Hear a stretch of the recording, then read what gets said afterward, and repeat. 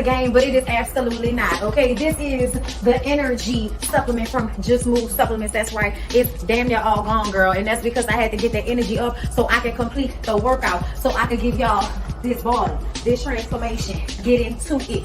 Okay, and I'm done working out now, so that's why we're moving on to the protein shakes. Oh yes, it's already in there, girl. It's already made right here. This is the mixture of the banana pudding, the chocolate cake, and the buttercream cupcake. And you really want to be fancy, you can go ahead and add that blueberry muffin if that's what you want to do, girl. But for me, it's these three right here. Okay, you put that with some almond milk, you mix it all up in honey. Okay, your muscles have gained life, new energy, agility. Get into it, okay? Just Move Supplements. Thank you very much. Hold up, Chief. Okay, don't forget about that TLC NutriBurst to get that multivitamin probably, because we all need a little extra. And child, if you want that sea moss that go down smooth, don't come up rough, okay? Get into the TLC Nautica sea moss. Yes, get that from me. And child, if your stomach hurt and you need to move some things around so you can be free, okay, go ahead and get that ISOT down below in the description box. Get it all from me. Come on in, come on in, come on in, not come on in, not come. Sorry, y'all know I'm weird, whatever. Hey everybody, what's up? It's your girl BondyBlue. So let's go ahead. Hey everybody, what's up? It's your girl BondyBlue. Okay, follow me on Instagram and let's get into the video, right? What's up, girl? Hold up, I'm coming.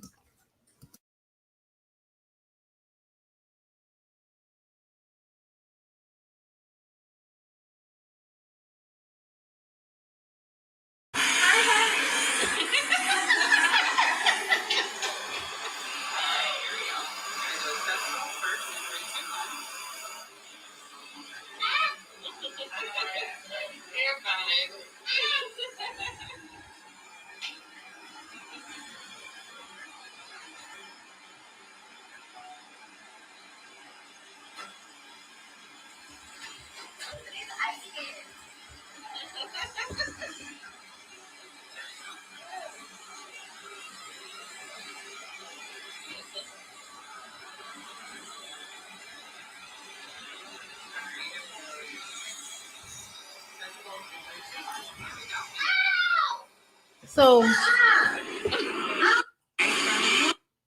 okay, hold on.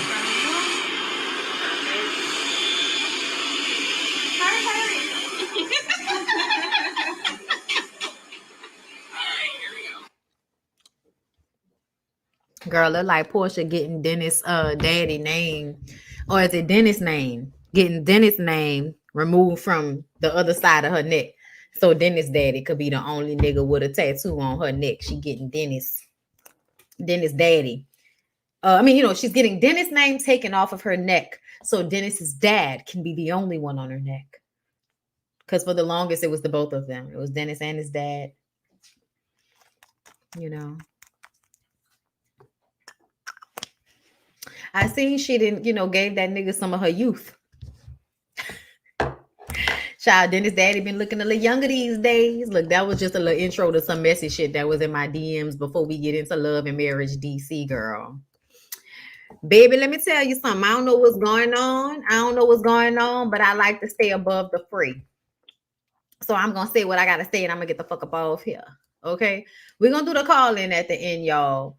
But let's go ahead and get into Love and Marriage DC, because I have some opinions, okay? So we pick up where we left off with Arena and Winter having a conversation. Arena asks Winter if she's mentally fucked up from her relationship. And Winter says, really, Arena? But you can't figure out what's going on at a stoplight at 4 a.m.? Okay, girl. I was just like, that is another accurate read from Winter. Point. Winter says, you have been through the same thing. And Arena says, I ain't never called my husband with no bitch. Okay? And she says, my husband ain't never had a baby on me. And it's like, so you know of. Okay? Because just before last week, bitch, a girl could get an abortion. Okay? Just before last week, a girl in could get an abortion. I think they might still be legal in y'all state though. Okay. So yeah, it was just kind of like Arena, why you doing this? Like, this is the thing that makes me upset though, because I feel like Arena, why do you have all of this animosity? And I honestly, you know what? This may not be a weekend zone on. I might change the title of this to BBS, and we might just have to make this a BondyBlue show. Talk about love and marriage DC, a little bit of love and marriage in Huntsville, and then I might have to get into basketball wives because I sure in the fuck watched it before I came up here. And if Angel and Rockstar ain't the same thing as Arena and Jamie and all of the rest of you bitches that are in abusive relationships with niggas that y'all have none of this flex for, but as soon as y'all get into it with a woman over the minusculest thing, y'all want to jump bad and get all in everybody's face and be from Baltimore and all of that shit. Like miss me. Honestly, it is like both situations. Like Arena, you're mad because Jamie embarrassed your ass, because that's a story that you can tell right now that y'all can have an argument about, which means it's still a place of contention for you. So if you couldn't deal with it being used as fodder on this show, you shouldn't have gave it up. Wasn't that your advice to Winter? Wasn't that what y'all was saying to Winter? That she shouldn't have been giving all of her information to everybody if she didn't want them to have an opinion? She gave y'all that energy back. To me, Winter made two mistakes on this show. One, you made the mistake of not being able to stand in what you said. Number two, you made the mistake of trying to make it Monique's fault, when at the end of the day, you said that shit how you said that shit. And however she might have confused it, it wasn't necessarily Monique's fault that that shit happened the way it did, because you said all of the shit that she said you said. Okay? With that being said, Ashley and Arena, I talked to Tasha on her live the other day, and Tasha doesn't think that they don't like Winter just because Winter is the married woman, isn't the married woman on the show.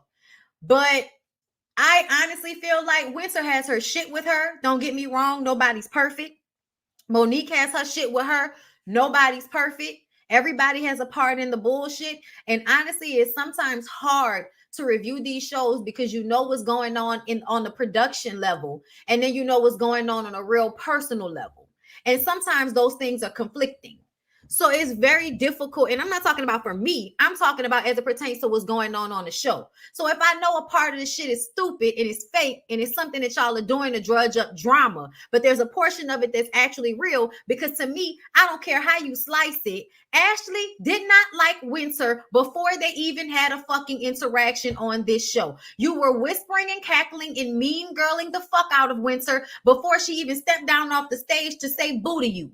Which means one of two things, okay? It means either you have prior history, which y'all swear up and down y'all don't, or you see her as the woman that is going to bring out y'all's bullshit. Which is why you don't want the single woman amongst the married couples. And a little bit of it is out of jealousy. I think a little bit of it is I don't want her around my man. Because a lot of y'all be like that, just off GP, off general purposes. I don't want a single bitch around my man. Even if it ain't no energy like that, even if like the niggas don't like her, none of that. It doesn't matter. You still don't want her around y'all group because she's the one that will leave a nigga in a quick second. And y'all are the ones that'll stick in there through all of the, all of the everything, And that's cool. That's cool. You know what I'm saying? But it's not about to make me like really dislike. I honestly like Winter because I feel like she shakes shit up. Y'all on here faking and fronting and shit while simultaneously kind of telling on yourselves. Like Terry told Jamie and Arena, what y'all are trying to give off is not what y'all are projecting. And it's the lack of self-awareness for me. Like, Jesus Christ. But we're gonna act like I don't know what I'm talking about. It's a show. Okay. When Arena brought up that her husband didn't have a baby on her, Winter was like, we're not gonna talk about my ex-husband. That's what we're not gonna do, because he don't have anything to do with this. I was talking to y'all about Kevin. The Kevin situation is where it started. Okay. Arena gets out of her seat, which is not cute. Sit your ass down. Arena says, you can't compare what I went through to what you went through. I feel like she can. Just because her husband had a baby on her, don't mean two cheating niggas ain't two cheating niggas. One just don't have a baby. Niggas still cheat. You can compare them. One is worse, but still comparable. Okay. Arena says she and her husband are great. It's like, are you though? Because you cry every other scene with him. You cry every other scene with him. But y'all are great. He's a bully. You said that he's mean to you. Y'all are great? Girl, okay. And then she starts saying that Jamie didn't have sex with anyone else. Who are you lying to? Who are you lying to? Can I tell y'all? And I said it before and I'll say it again. I know men like Jamie. And word on the curb is that Jamie is generous with the young girls. Jamie is the old nigga in charge of the party. So he can always be in the club because he's in charge of the party. So it makes sense for him to be there, right? He looks good, probably smells good, dresses nice, probably have toxic nigga dick, which is always great. Okay. And he can go run through them young girls who will be happy to get their tuition paid for or a little grocery money. And they like him. And, you know, he smelled good. And once again, nice little dick. You know what I'm saying? So this nigga is snoring so loud in my video right now.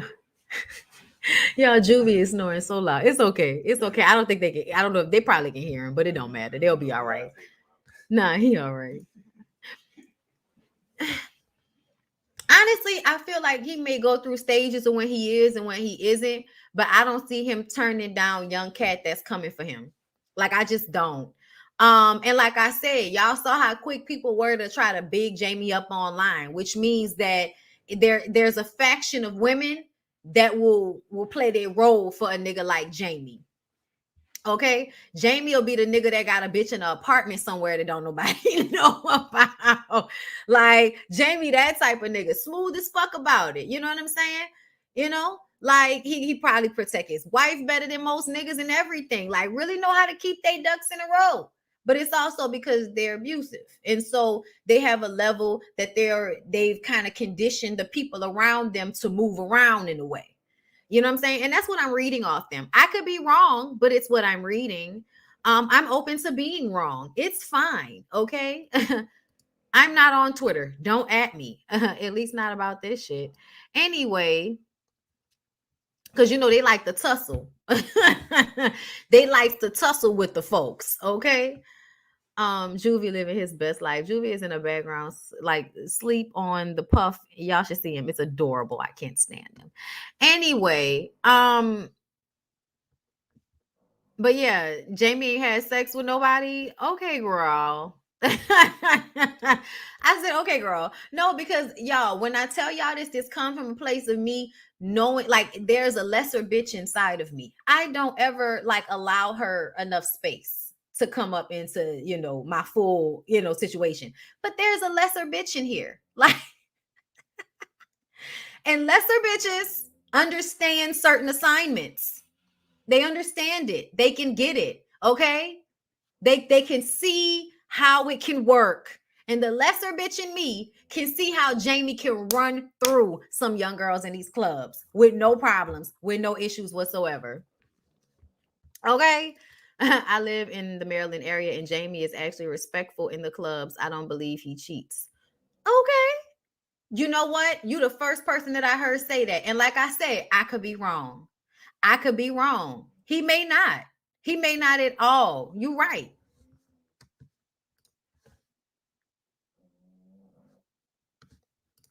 The red light special comment would have probably irritated me, but it wasn't worth a sit down nor the energy Arena gave. She could have just brought it up the next time in passing. I honestly feel like everybody needed to charge what she said to the game because you sat there and asked that lady if she was a scammer to her face because she was open enough with y'all to talk about how her husband had been lying about his life to her. And he also knew the Samuels for like 18 years. Okay. So essentially, I feel like Arena and Ashley both brought on the energy that they got. Okay? You want to, like, I'm telling y'all, I'm opening myself up to tell y'all about a hardship I'm going through because I'm a testimonial type person, so I can be open about what I'm going through. But for y'all to sit here and make fun of me and try to clown me about it, no, fuck y'all. Fuck your bite-sized nigga. And fuck your nigga that's probably out here hoeing with his old sexy smelling good spending money ass. Okay, like that's why I feel like Jamie probably isn't faithful, because Jamie is sexy and has money. And he's a nigga. Child, please. Yeah, he I'm sure. Okay. I don't get why and that's what I'm saying. Like, it has to be something else. It can't just be about that. It can't just be about that. You know what I'm saying? About what happened on the show. I live in the DMV area. Most of the people are saying that Quick cheats and Jamie doesn't. Okay. Okay. Okay. I will take that. I will take that. I will receive that. Y'all, Jamie doesn't cheat. I'm completely wrong about this. That's what the streets are saying. Okay. I had heard differently, but apparently more people in the comments feel that Jamie's not cheating. Okay, Jamie's not cheating. Still abusive. But hey, let's check one negative thing off the box, right? But Bondi, wasn't that the whole point of the dinner? She and Tasha planned to get through those issues. Everyone apologized and came to a conclusion and said they would move on. They did. They did. They absolutely did. I'm sorry, but this whole I hate winter storyline is played and ridiculous. Clearly, nobody or friends in the show is dull. They used that lady's circumstances to disregard her, and she responded using their mess. They didn't like it. That's how I feel. Arena was mad because she was going to get in trouble with Jamie for telling a business. That's what it felt like to me.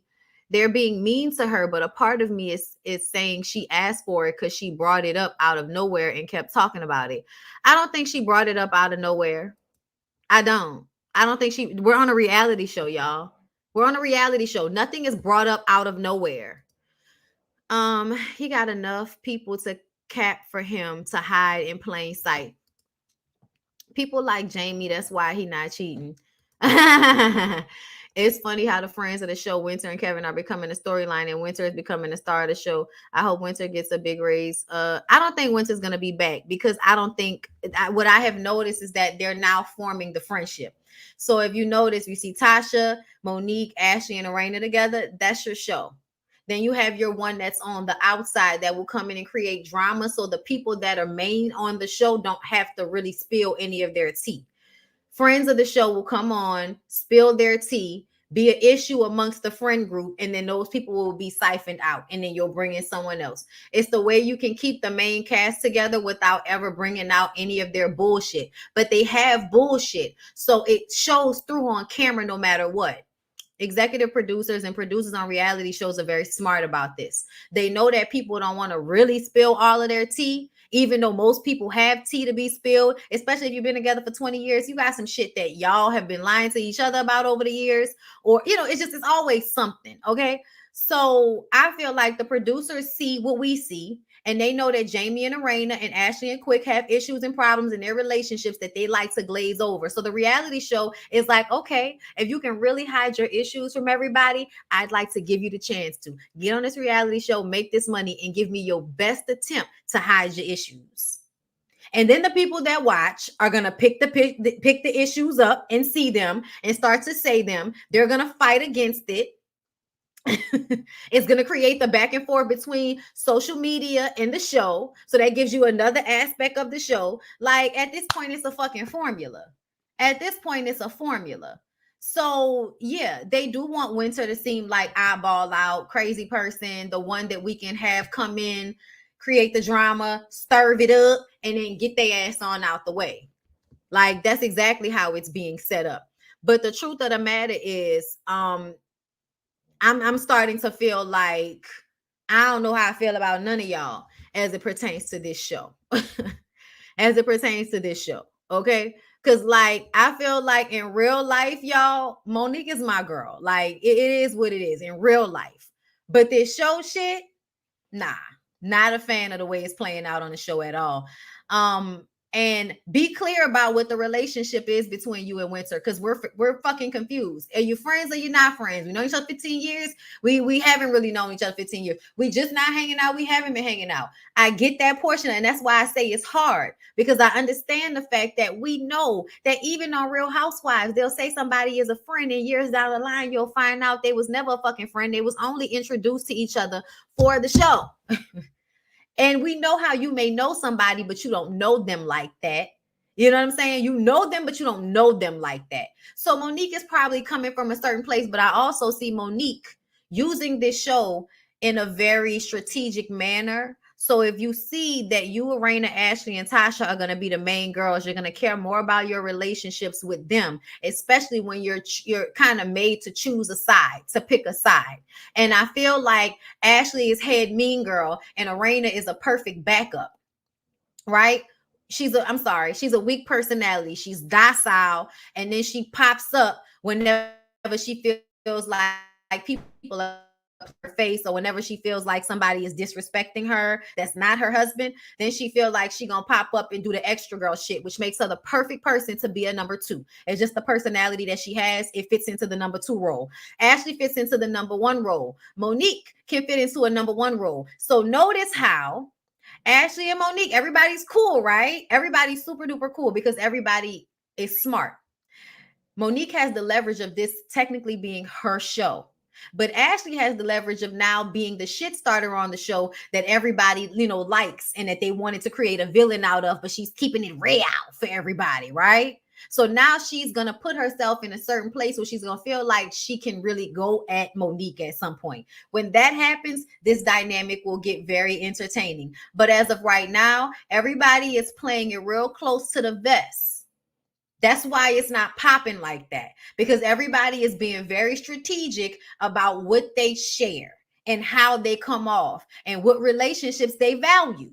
So to me, it does feel fucked up that you kind of left Winter out there to dry so that you can nurture relationships with the mean girls. But is that not what happened on Real Housewives of Potomac with you and Candace and Giselle and Robin?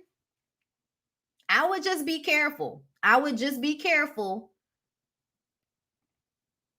of being too strategic about the way you handle these relationships.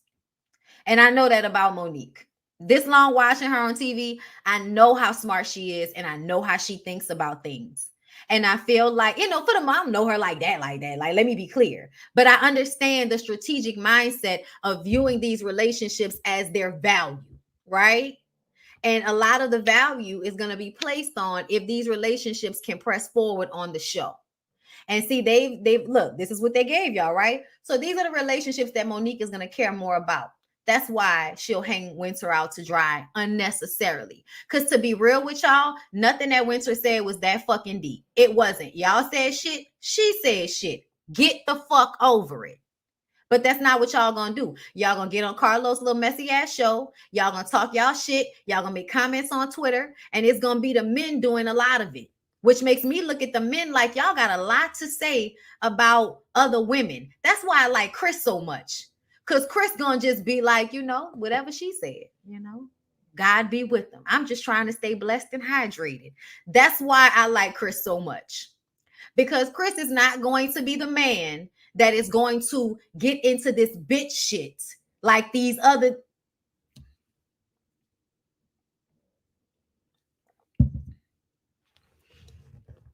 Thank you, Mel Lee, for the super chat. I live in the DMV and I know Jamie cheats for a fact, at least about 10 years ago. Well, thank you for that information. We appreciate you for that. Okay.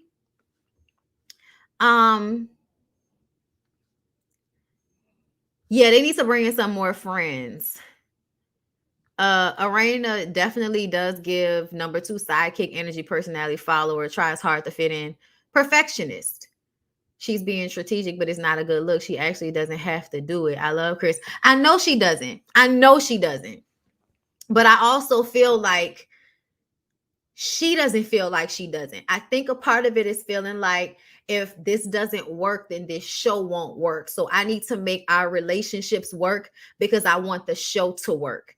And I don't begrudge her that. You know what I'm saying? It is free advertisement for the businesses that you already have. It's a way to fulfill a dream of yours, to be in entertainment and be front and center, which people like to act like is a negative. But how the fuck is somebody on YouTube that watches themselves talk for a living gonna feel like, oh, bitch, you just want attention? Don't we all? I sure in the fuck do. Hi, 473 people watching me on YouTube. What the fuck? You know what I'm saying? Like, I can't down another bitch for wanting to do the same thing. You know what I'm saying? DJ Quick was too happy to pick Kevin's side over Winter because he was already looking for a way to devalue her. And it's because she, I think, represents cracking their cans open. She represents their mess coming out because she's so open with hers. Whenever you are a person that's honest and open about what you went through, when you come into a group of people on a reality show and all of them are hiding shit, they view you as the person that might come in and blow up their spot. That's why they created this adversarial relationship to her. Because Pete, the very first episode that we see is them showing up to this event where Winter is talking about what she's gone through, leaving these men that have taken advantage of her. Two women sitting in the crowd crying about feeling taken advantage of by the men they're married to now decide they're going to make her an adversary. It's because she represents something that they're afraid of. It's the same thing with the husbands. She represents something that they don't like. A woman that will free herself from the confines of a marriage if it no longer serves her.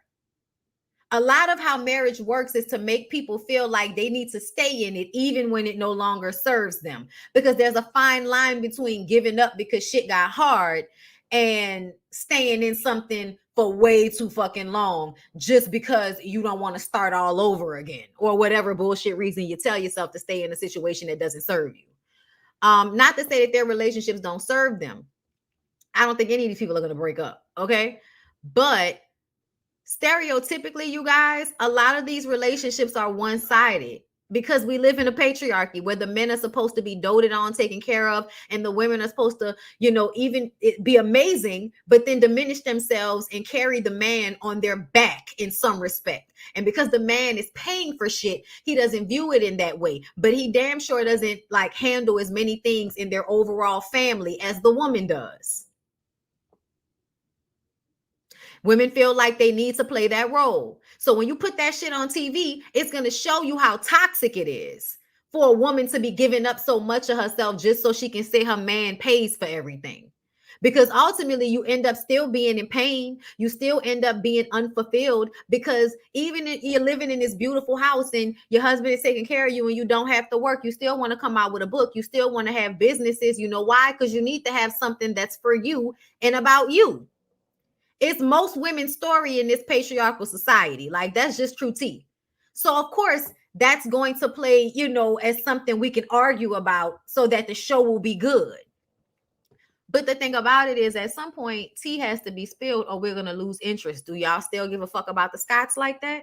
Or has everybody now just kind of gotten like, child, we over it at this point? Let me know. Okay. But if she really didn't care about being on reality TV, they had to talk her into this. She said, why even be strategic? I just be me. And if they don't like it, who cares? She doesn't need it. Then you can start out thinking that way. But I think Monique is a people pleaser to a certain extent. Like myself. So the idea of Ashley and therefore Arena not liking her or valuing her, triggering, not fitting in. She don't have to do it, but it's a part of her personality archetype for her to want to fit in with the mean girls. It is what it is. You know what I'm saying? So Moving on from there, CIAA weekend. Everybody shows up. It's an event. Jamie's throwing this event. Congratulations to Monique for her radio job. Chris says the kids are wearing him out. Chris, baby, listen. I love Roxanne. For It's Rocks on YouTube, if y'all don't already know. It's my girl. Okay. Kind of like, older, you know what I'm saying, friend. Okay. Like, she's closer to my mom's age, I believe, than mine, but that's still my girl, right? And she's older. So she has like that older lady perspective. And when she was talking about Chris and Monique, I was dying laughing because she was like, you basically gonna have to like handle this nigga like a dog, like a baby, basically, and woo, woo, woo. And you did so good. Look at you cleaning up after the kids and waking them up and getting a schedule for them. You did so good. Look at you. She was like, you got to do them niggas like that so that they will keep doing what you want them to do. And I was dying laughing because I was like, that is really like the old school way of thinking about that, because the young woman inside of me wants to say, Chris, it's not rocket science, nigga. Your wife been doing it this whole time. Figure it the fuck out and shut up about it. And I hate to say it like that, but I don't know why motherfuckers feel like they need to be patted on the back for taking care of their children. Nigga, that is not like, you don't get extra credit for doing what your wife does on a daily basis with your children. Like, yeah. Y'all want positive reinforcement and shit. And I feel like she did do that. Like last episode, she was like, thank you so much, babe, for doing this with the kids. She told him that as soon as he said to her how hard it was, she thanked him for doing it. But still, later on in the episode, he's going to say that he doesn't feel like he's getting enough appreciation for taking care of his kids. Nigga, ask them kids for appreciation for taking care of them because they your kids.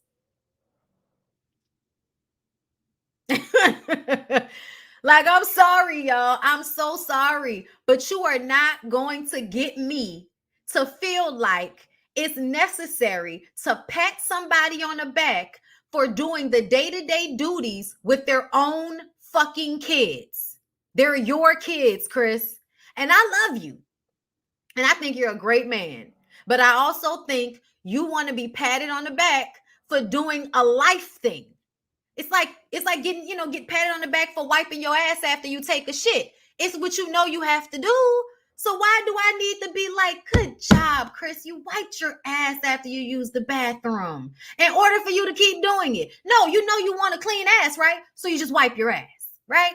So with your kids, you want them to be productive. You want them to be healthy. You want them to do well. Okay, well, now you need to do whatever it takes for them to do that, like mothers do, and you figure it out, right? Like, y'all don't give women the recognition for doing that shit on a daily basis. The audaciousness of you to feel like it's so hard to do something she's been doing for so long. And let me tell you something. The first time that lady would have rolled her eyes in his face when he said that, y'all would say she ain't shit and she don't appreciate him. But I'd have been like, nigga, they're your kids. If I'm not here, who gonna feed them? What you want a cookie for that for? They're your kids. You know what I'm saying? They're your kids. Like, I don't know, y'all. I don't know. Like, I'm not in that same mindset, y'all. Especially because when he said it at this event, you could tell he was like really feeling it in the moment. And I'm like, it low-key feel like you mad that this is the position you have to play. Even though it's what you got to do and you're going to do it. I really do feel like Chris spent a lot of time sitting on the sofa watching TV doing nothing. And that's why Monique is extremely frustrated at this point. But everybody's going to act like she's bashing him because she's expressing that she's unhappy. Okay. Moving on from there. Monique tells Tasha that she missed a lot with the whole Winter situation. Tasha says Winter called her up, Okay, so she knows what's going on. Ashley says Tasha is Team Winter, but they don't do Winter. And I'm just kind of like, see what I'm saying? Like, why are you already acting like a fucking high schooler talking about she's Team Winter?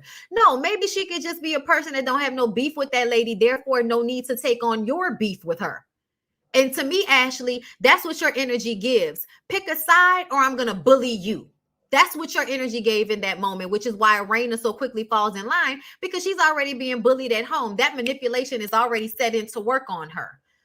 Arena brings up the nicknames because she wants to get everybody else as upset with Winter as she is. Tasha says that Monique should check on Winter because she's going through a lot. And Arena says, yeah, she should check her. And Winter was like, but that's not what I said. You know, and I'm sorry, Tasha was like, that's not what I said. And then Arena was like, well, when I talked to her the other day, I asked her, are you mentally okay? And Tasha has already talked to Winter, so she knows what was said. And she was like, but that was shady. She was like, no, it wasn't. It was. It was shady, bitch. Cut it out. You wasn't asking her that from a place of caring. Oh my God. Then Arena starts to tell them about her conversation with Winter.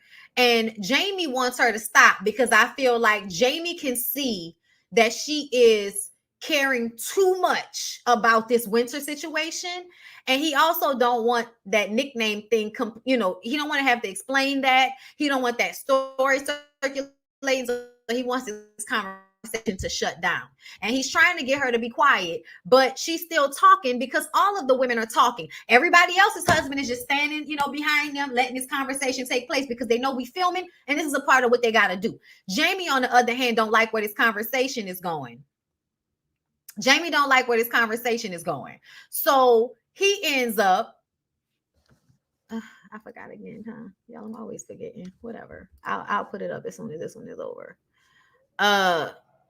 You just reminded me about talking about where you could find Love and Marriage on the website. Go to the forum. If you go to the forum, there's a link on the forum. Jeremy Speaks, thank you for the super chat.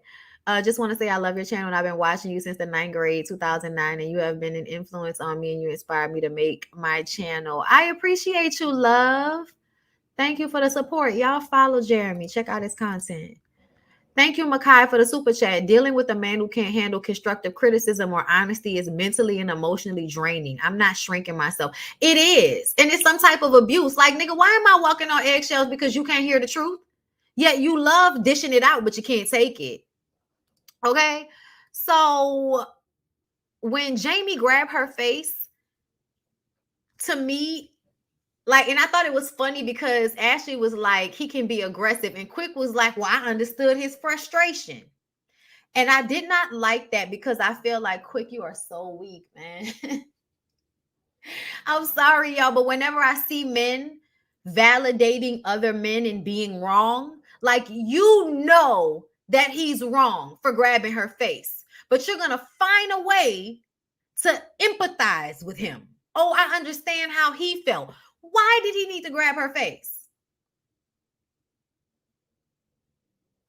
Like, what the fuck is that about? Lyric, come grab Bonnie's face and demonstrate. Why? He don't need to do that. Nobody needs to grab my face for you. You can go watch the episode. I don't play like that. I don't play like that. I told him before, I'm grown now, especially, so I don't need to be held back or none of that shit. If I'm saying what I'm saying, do not touch me. Do not try to remove me. Do not try to control me. I am in control of myself. I got me. Okay? Now, you want to protect me? Be that. But don't try to control me. Don't you ever. Okay? Thank you, Kiki, for the super chat. No, but I'm just saying, we don't play like that around here. We keep we play fight. Ain't nobody really touching nobody. Not in that way, not in no anger. I didn't like that, y'all. That's very triggering for me, for a person to be in conversation and another person to put their hands on them to stop them from talking. That's too much for me. And that would have frustrated the fuck out of me. So watching the way everybody responded just reminds me of the way people will not vocalize when they see an issue.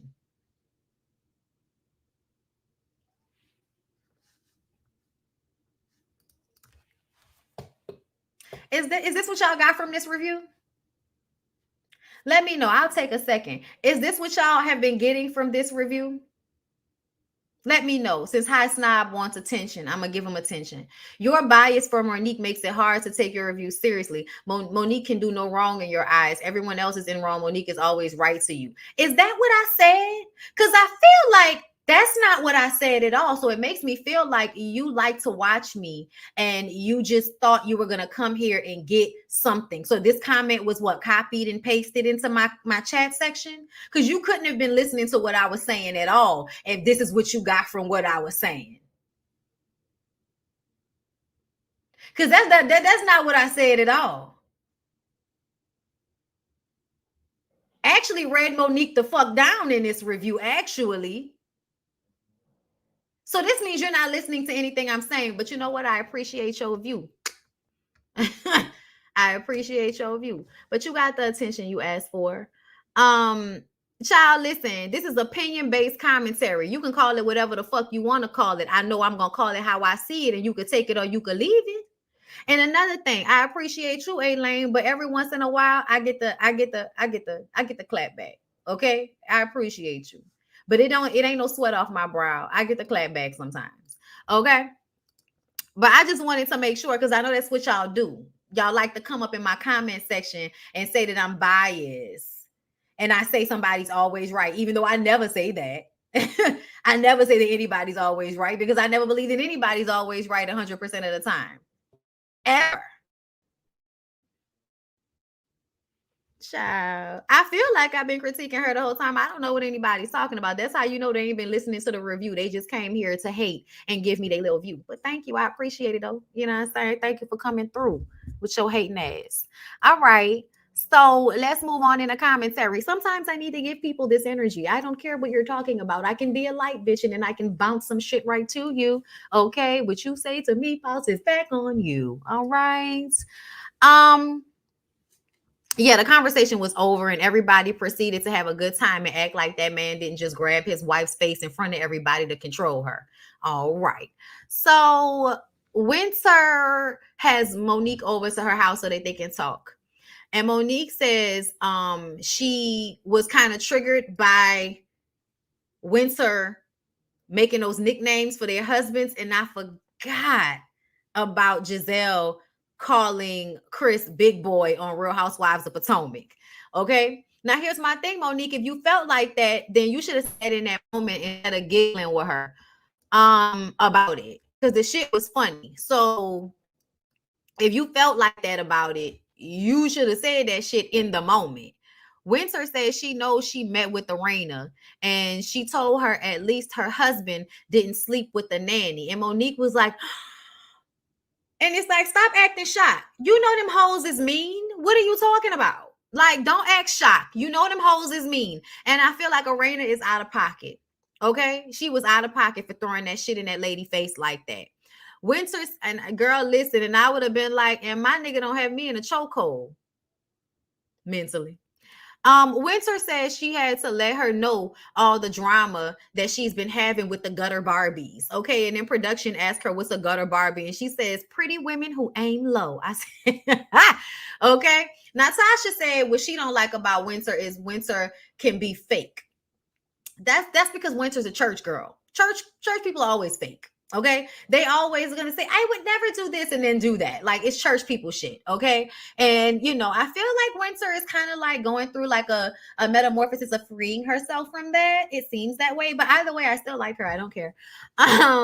You know, I like her. Ashley, thank you for the super chat. Boo. Kiki, thank you for the super chat. Boo. I tried to do a message before, but but anywho, MT Godson was so happy to see you, and I hope I can call in later because I got opinions. I started my YouTube because you inspired me. Thank you. Oh, I appreciate you, Kiki. I'm gonna make sure we do that call in, girl. So yeah, what else happened? Yeah, no, Winter is really good at reading. It's hilarious. Like her confessionals and shit. Even her in that scene with Monique was hilarious, which is why it's like, oh, so now you got an issue with nicknames, but you was laughing when she was calling that nigga DJ Fun Size. Anyway, Monique wants them to get over these issues because she can see the similarities amongst the ladies and she just feels like she's at a loss for making them come together. So I'm gonna tell y'all, I feel like this is the part that's genuine in this moment. I really do think that Monique wants all of the women to make up, because I think originally the idea was to have Winter as a part of the cast. But in order for that to happen, the other women would have had to like her too, right? So for me, I feel like for Monique, she may have thought that if they could fix it, then everybody can still be on a cast together and we can have a little tidbit. But see, once the husbands got involved in creating that rift between Winter and Ashley and Arena, because to me, I feel like the husbands got involved, specifically Quick got involved in a way that made it not just amongst the women to me. Okay, so I feel like Monique really did want Winter to gel in with the group. But at the same time, it was almost like, I'm going to give Arena and Ashley all of this fucking grace, and I'm going to hold you accountable for the things that you have said. And I'm, you know what I'm saying? But I'm not going to hold them accountable in the same way.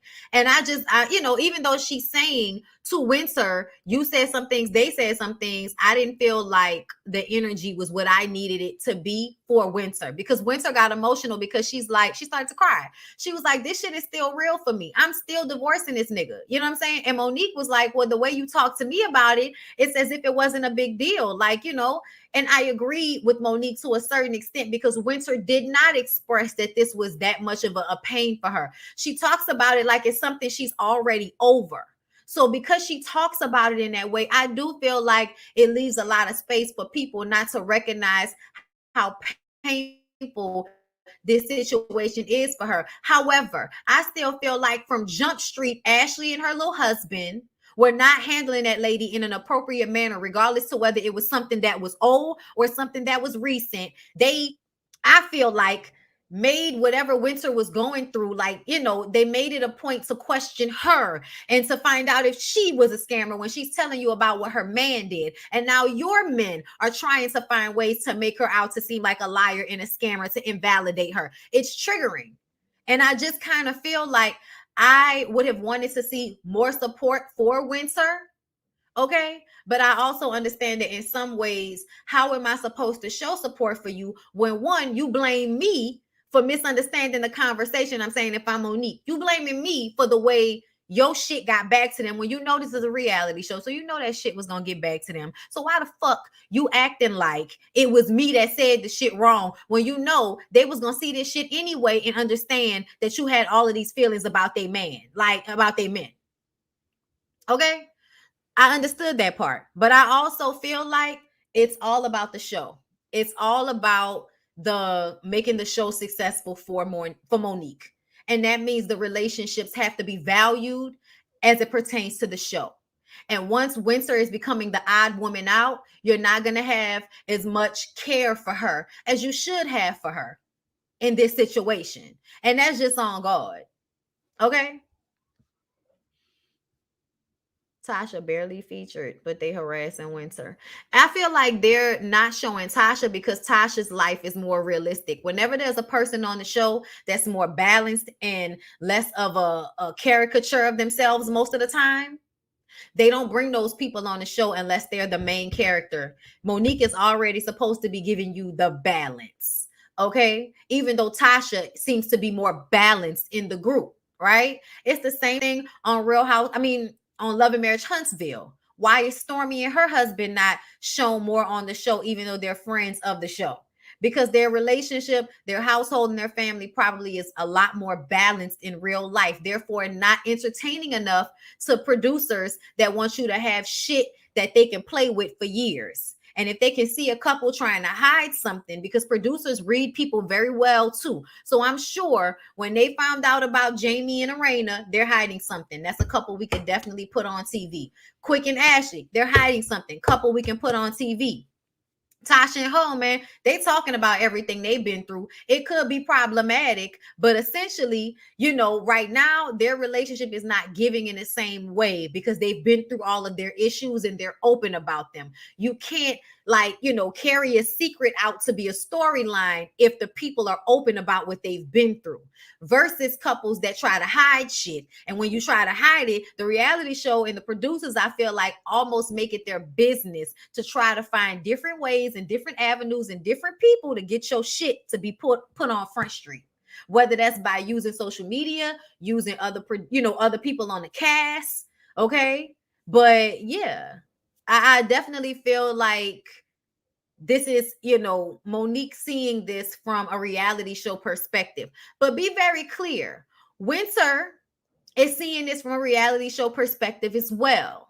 Okay. So when two people are really good at projecting, and what I mean is they give off a certain energy off rip, right? Monique and Winter have that in common. That nice, nasty shit, right? That's what I like to call it. Nice, nasty. They both have that in common. And their friendship was never any deeper than that. Okay. So I feel like essentially because they're nice, nasty personalities, they're not going to go any deeper, basically, because the relationship is surfaced from the very beginning. Because at some respects, they are surface people, not in actuality, because Winter has some deepness to her. Obviously, look at her children. Monique, deepness to her. Look at her whole family dynamic. You can't be a surface person like that and put in that type of work in your family and in your husband. It requires a little bit more than that because it's a sacrifice. Yeah, I'm gonna put the link in here for when it's time for people to call in. Jamie is an ex-cop, says a lot about him. Yep, a lot of anger and energy inside. So speaking of Jamie, let's get to Jamie and Arena. They had their sit down with Terry. And when Terry was checking in with Arena to see how she's doing, he's like, look, can we just cut to the chase? You wanted to talk about how she saw me. I was like, so we can't even have 5 minutes to talk about your wife and how she's feeling. We have to hurry up and get to the chase to get to talking about you. Okay, let's do that. So Terry is talking to Arena. Terry says, it seems like y'all are struggling with the way that you interact, meaning even their basic interactions turn into arguments where he says something and Arena goes to correct him and then he tries to overtalk her and Arena just keeps talking because she knows he's going to try to interrupt her because he always does. And she learned how to just keep talking even though he's trying to talk over her. So now you can see the disconnect just in their everyday interactions. Terry asked Jamie if his father had any like robotic type traits. And he says, yes, his father raised him from 8 on up. He feels like he needed that strict upbringing in the 80s. And Jamie, I implore you to understand that is a lie. It's what we're taught because it's what our parents know how to do. They didn't know how to discipline us in a way that would teach us control of our emotions. They just taught us how to stand on top of our emotions, which is not the same thing because your volatile emotions are going to put you on shaky ground. But that's what you do when you keep pushing them down instead of learning how to deal with them, feeling them, and then figuring out how to fix whatever the issue is. Because people don't teach their kids that, and because they probably are abused within that, and because they are abused within that, they don't know how to deal with the abuse, but to internalize it and just keep pushing it down. And it starts growing out into the way they handle their family, into the way they handle their relationships, into how they see themselves, their business relationships. All of that ends up being affected by the trauma of being raised by abusive parents, and you are kind of made to think that it's love, and it may come from a place of love, but I mean, it doesn't come from a place of love. It comes from a person who loves you. That doesn't mean what you're experiencing is love or an act of discipline. It's not. It's an act of abuse. But because you grew up in the 80s and, a Black young man, you feel like you needed to be physically put hands on in order for you to understand, that you didn't need to be out here selling drugs and shit. I don't believe that. And I think that we were taught to believe that from slavery. You were taught to believe that you need to be happy about being abused. And a part of being happy about being abused is feeling like it has some meaning to it. So my abuse, makes me this type of person. It's a lie. You know what I'm saying? Child, my vocal coach told me that years ago and I didn't want to listen to her. But she was right. And she told me, you don't have to be abused in order to be disciplined.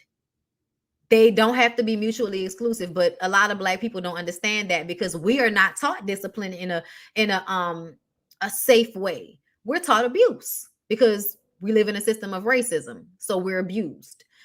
Terry says he has some rage towards feminine energy, and I told y'all a lot of times whenever a man is abusive towards a woman, it's because he has issues with his mother, he has issues with feminine energy.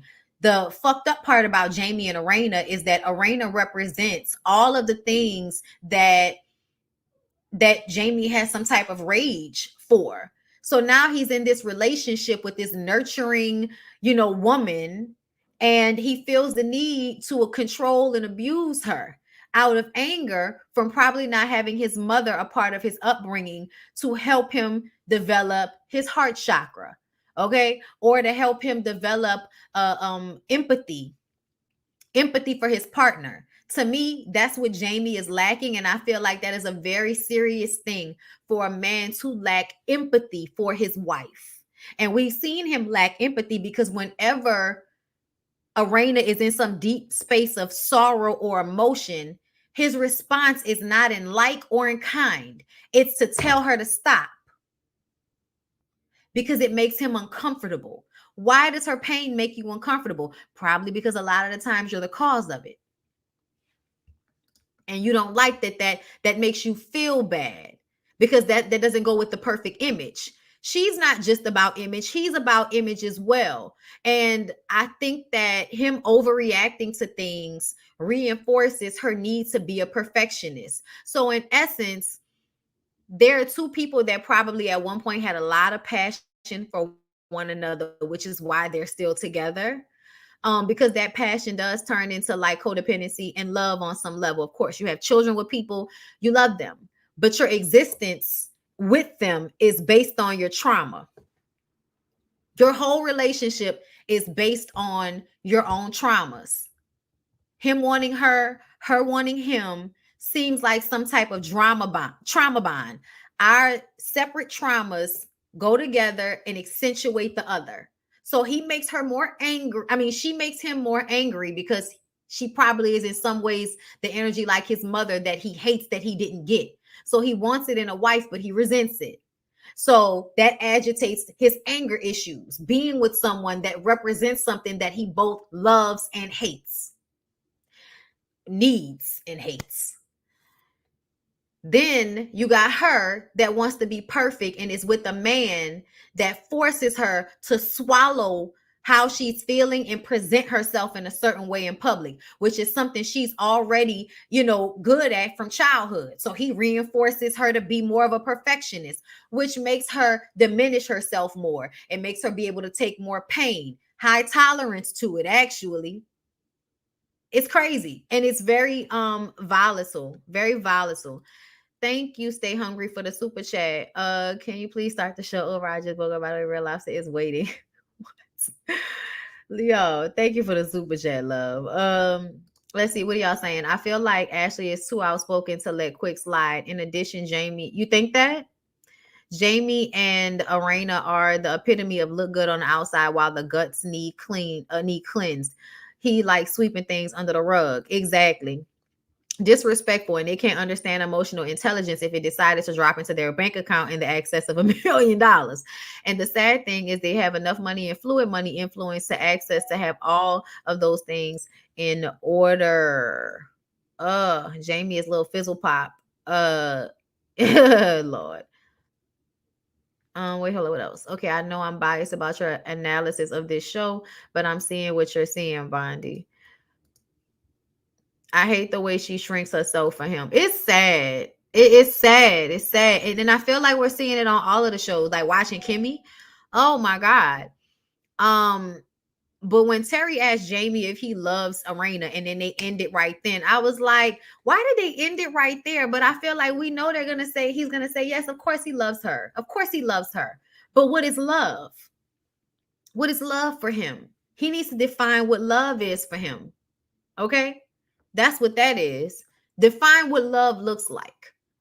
People to me, he's not the type of person that's gonna want to, sit down and write down his feelings so that he could really understand them. He would much rather just internalize, sweep under the rug, and be angry and then fuck about it later. So Chris and Monique go to Dakia from Ready to Love dance class. I love the fact that we got a chance to see her. And they did this sexual stretching type exercise, and I was here for it. I actually really enjoyed this scene with Monique and Chris. After they were finished kind of like having this very sexual experience with the movements and stuff, they sat down to talk. And Monique was like, I was talking to the girls, complaining about you like I always do. Child, you be being way too honest. I understand it. Okay. And, she was talking about how whatever she was saying, he's like, can you stop doing that? Can you stop bashing me to people? I feel like you always just talking bad about me to people. And she was like, I'm not talking bad about you. And they play it back, the scene. They play one of the scenes back. And she was just saying, I think he's just having a hard time finding himself and what he needs right now. That was not her bashing him. The clip that they showed was not her bashing him. And I feel like people really need to understand the difference between an honest critique and bashing. There are two different things. They're not the same.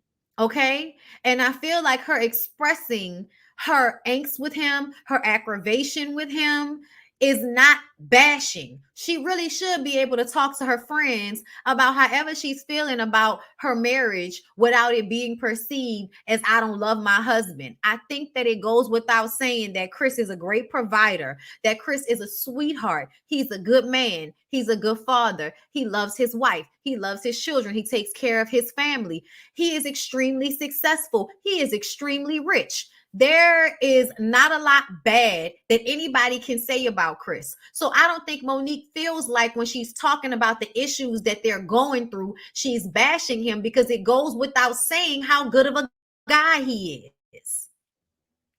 You know what I'm saying? Like, I feel like it goes without saying that Chris is a great man. But at the same time, you seem like an unmotivated, lazy man a lot of the time. And your wife is a type A personality that has been asking for the same things from you over and over and over again. And I hate the fact that there are so many people watching this show that don't understand what this is like. But as a married woman, as a wife, I very much understand how Monique is feeling. And I feel like it doesn't come off good on camera, because whenever you tell a rich black man he not doing something, all of the bitches that wish they had a rich black man are going to tell you that you bashing him and you a mess and all of this shit. You know what I'm saying? So I just kind of feel like at the end of the day, Monique and Chris are going to figure their shit out. They're going to figure it out, because he's working on it. But they did talk about him wanting to coach football, college football. And she was like, then just do it and we'll make it work. And see, to me, when a woman tells you just figure out what you want to do and we're going to make it work, that's not somebody that doesn't care about you. That's not somebody that doesn't want you to have what you want. That's somebody that wants you to hurry up and figure that shit out so you can stop putting all of your angst on me. I need you to be a full human being so you can stop resenting me for going after what I want and not being at your beck and call anymore the way I always was. To me, I feel like the fact that Chris is so frustrated with him having to handle the kids shows to me that he never really had a real appreciation for how much Monique does. I don't think he ever had an understanding for how much Monique really does, because now you're sitting here agitated about how much it takes to do what she was doing. So I just kind of feel like he's feeling like he wants to be patted on the back for doing something that's so difficult and that's so hard, but not realizing you want to get patted on the back from the person that was already doing that job and you weren't really patting her on the back about it. And then y'all want her to just shut up and be quiet about her discomfort in their relationship, when really what they're going through is like a growing pains thing that I feel like, given time and effort, they could definitely work through. And I feel like it's going to happen, because I feel like Chris is like, he loves Monique. So I think if he feels like there can really be some disruption to their situation, which her getting back on reality TV, doing good in business, a woman like Monique gaining money and access for herself outside of her marriage means freedom. So essentially, what reality shows a lot of the times do will create an avenue for a woman to leave her marriage if that's what she wants to do. So the man is going to have to make a decision about what he's going to want to do. You're either going to want to work it out with your wife and and figure out what you need to do to make it work, or you just gonna let her leave because you want to be so gung-ho about not doing what she's asking you to do because you already do enough. Know that men are a lot of the times like they pig-headed about these things because they feel like they doing so good in all of these other areas. How dare you ask for more? You know what I'm saying? I'm not saying he doesn't ever show her appreciation, but I'm saying his understanding of what she does was not there. He didn't even understand fully what she was doing, because if he did, then he would not be acting the way you could tell how much she was doing, because he is really having a hard time with getting them kids up and dressed in the morning. Up and dressed, y'all. The man is complaining about making breakfast and getting the kids ready to sit down and go to school. That's just part of the day. That's part of the day. That is the part of the day that Monique was doing every day without rest. Okay?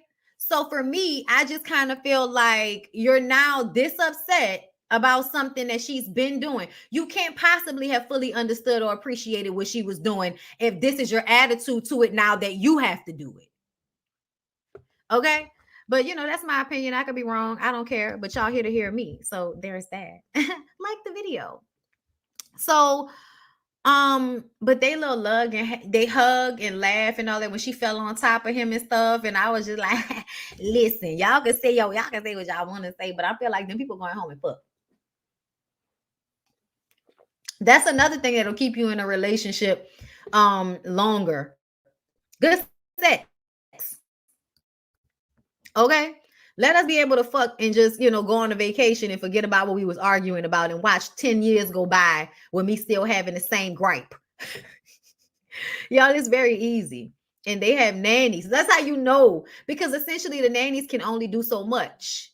The nannies can only do so much, you guys, because kids are still going to want from their parents. You know what I'm saying? They're still going to go and want to sit with their dad. They're still going to want to agitate their mom, even if the nanny is there to cook food and, make sure that they did their homework or whatever. The kids are still going to want energy from their parents. So even having nannies, it doesn't matter if them kids can get up and come walk and aggravate the fuck out of you. Okay? So the last part was when Chris and all of the guys met up, right? And he says that Monique had been trying to get him to get off the sofa. And that was when I said, yeah, Chris stopped doing a lot of things, y'all. I think Chris went through that same kind of depression thing that Nick from VH1 Couples Therapy was going through. Okay. We talked about that in the last review about how he was going through that whole situation with how much you lose when you stop playing ball. And I think that's across the board for most athletes, that there's a time frame where they have to get used to what their life is like. And that takes time. And I think that there's a self-pity thing that happens, and they don't do anything. They don't really know what to do with themselves, but they feel unfulfilled and they kind of just sit around. And if they have women and children depending on them, they need those men to be revitalized quicker than later. You know what I'm saying? They need them to be revitalized so that they can actually be present in the household. Because a lot of times, if that nigga was just sitting on the sofa, y'all, he wasn't being present. So him being in the household and being there wasn't good enough. I really do feel like Monique probably wanted to get on another reality show to kind of force Chris to do more, just because he would have to participate more because the cameras were there.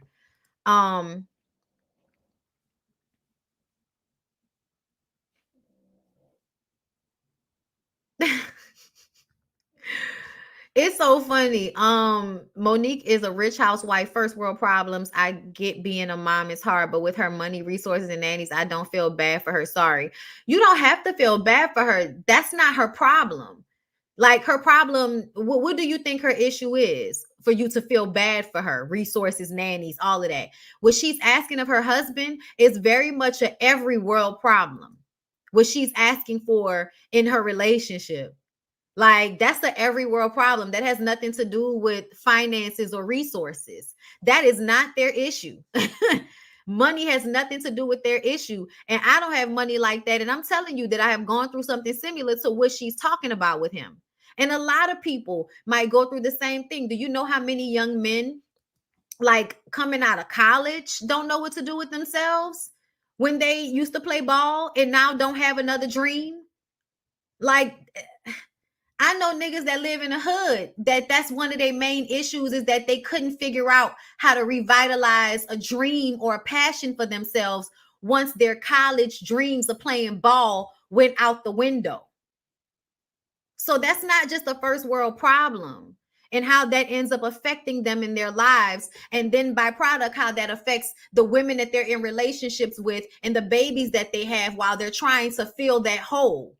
Okay. And these are the same men that ask their women for more children to fill that hole. And they're not even playing as big of a part in those children's lives. So I feel like it's not, this is not about money. And these issues are really across the board if you would pay attention. You know what I'm saying? They're really across the board.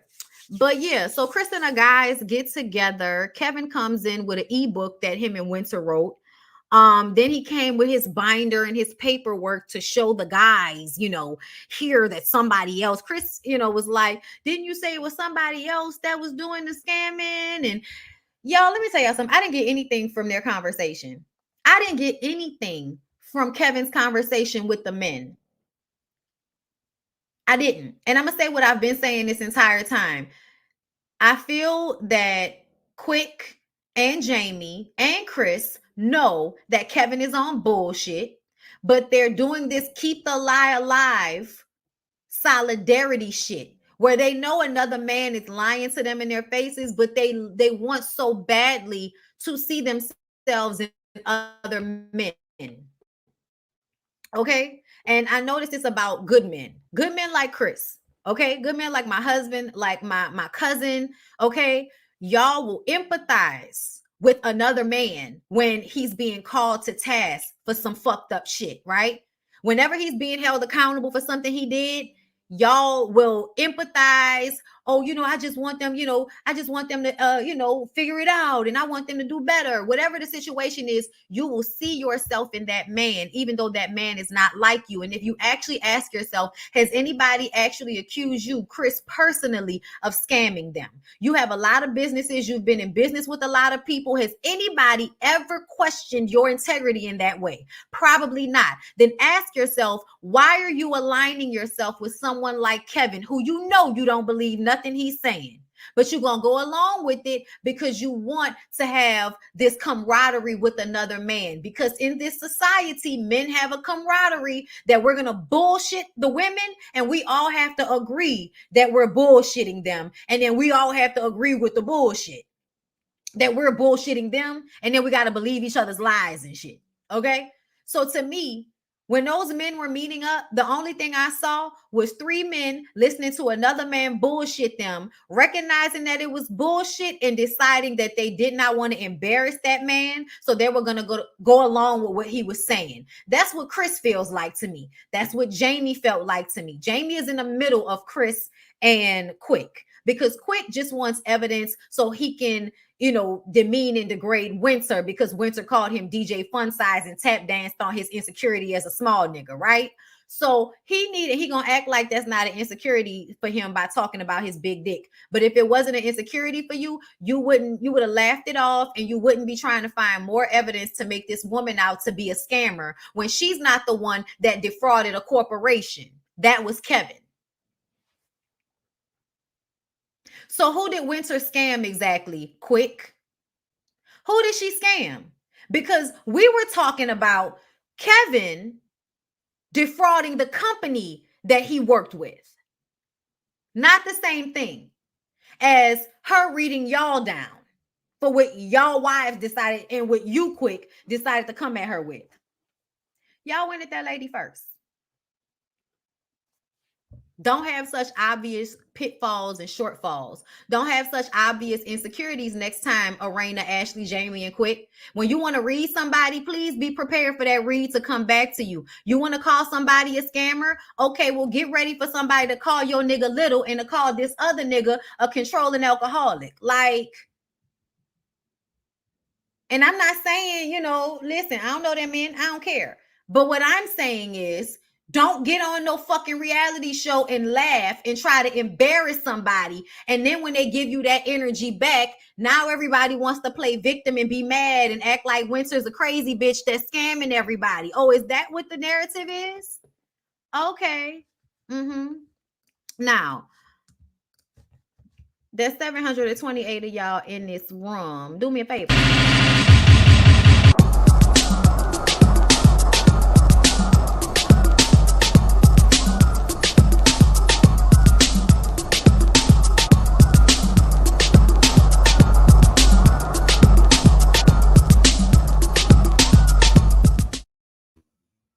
All right. Listen, you noticed it, huh? Isn't Ashley asking more of Quick? Isn't Arena asking more of Jamie? How is that different than Monique? I don't know, girl. I don't know. Because honestly, it feels like everybody is having the same issue. The only problem is Ashley is not going to have those conversations with Quick in the same manner to protect him, right? Because that's her role, to protect him. Arena, same thing. You're going to protect Jamie. Monique doesn't feel a need to protect Chris because there's nothing to protect Chris about. That's why. That's why everybody's mad at Monique, because Monique doesn't feel the need to protect Chris from her criticizing, him, because that's nothing to protect the man from. Like, this is my issue in our relationship. Either we're going to work on it and fix it, or we're going to be in a fucked up relationship. We're going to do one or the other. But see, them other two women are trying to protect their men's image because there's something for them to hide and protect. I don't think that that Chris and Monique have any real issues to how to protect. So what they are giving you is 100% what they're going through, which is uncomfortable for a lot of people because y'all don't want to see a Black woman checking or holding a Black man accountable, especially if he's rich and he's her husband and y'all like him. Then of course, shit, Martell treated Melody like shit and y'all still give him all the grace in the world and find a way to make him out to seem like he's not as bad as he really is, and him and Mel are just alike. Y'all do that all the time. You know what I'm saying? It's screaming trauma bond and pick me. And it is. Yeah, Jamie been big mad at me on Twitter damn near every week. He tweeting me, "You don't like the truth. Sorry, not sorry." And that's another thing. Why are y'all putting yourself through this? Why are y'all putting yourself through this? You know what I'm saying? Like, why? Why come on the show?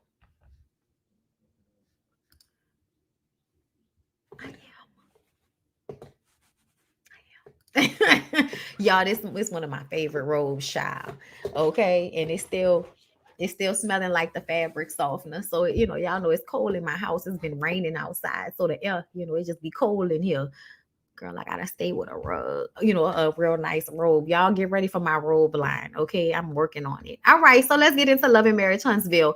Now that I'm done vadoiring the witness out this bitch. Nikki, thank you for the super chat. Come on, y'all. It's 700 in here and not 100 likes. Oh my God, are y'all trying to play me like a soybean burger, bitch? I'll wait for y'all to like the video if that's what I need to do before I move on. Monique trying to put in work before she give up. She too pretty and hair be beautiful. She is. I love the locks. I'm not gonna lie. Like, she really be making me feel like I want to lock my hair. They thought they fool us, but Miss Terry, we see you. But like Miss Terry, we see you. Okay, I know that's right. They came on the show because they thought they could hide the obvious. They cannot. It is warm. Okay, I love y'all. It's how people get to pose in real life, and other people will be none the wiser. This one is from She Inside, y'all, not a soybean burger. Monique likes, aren't they? Like showing 327. 327. So you mean to tell me not half of y'all have not even liked this video? Is that what I'm seeing right now? Oh wow. Well, that hurts my feelings. Been on live for hours now, and y'all not gonna like my work. Okay. All right. Well, let's go ahead and get into Love and Marriage Huntsville, and then I'm gonna let y'all call in. Okay, hold up.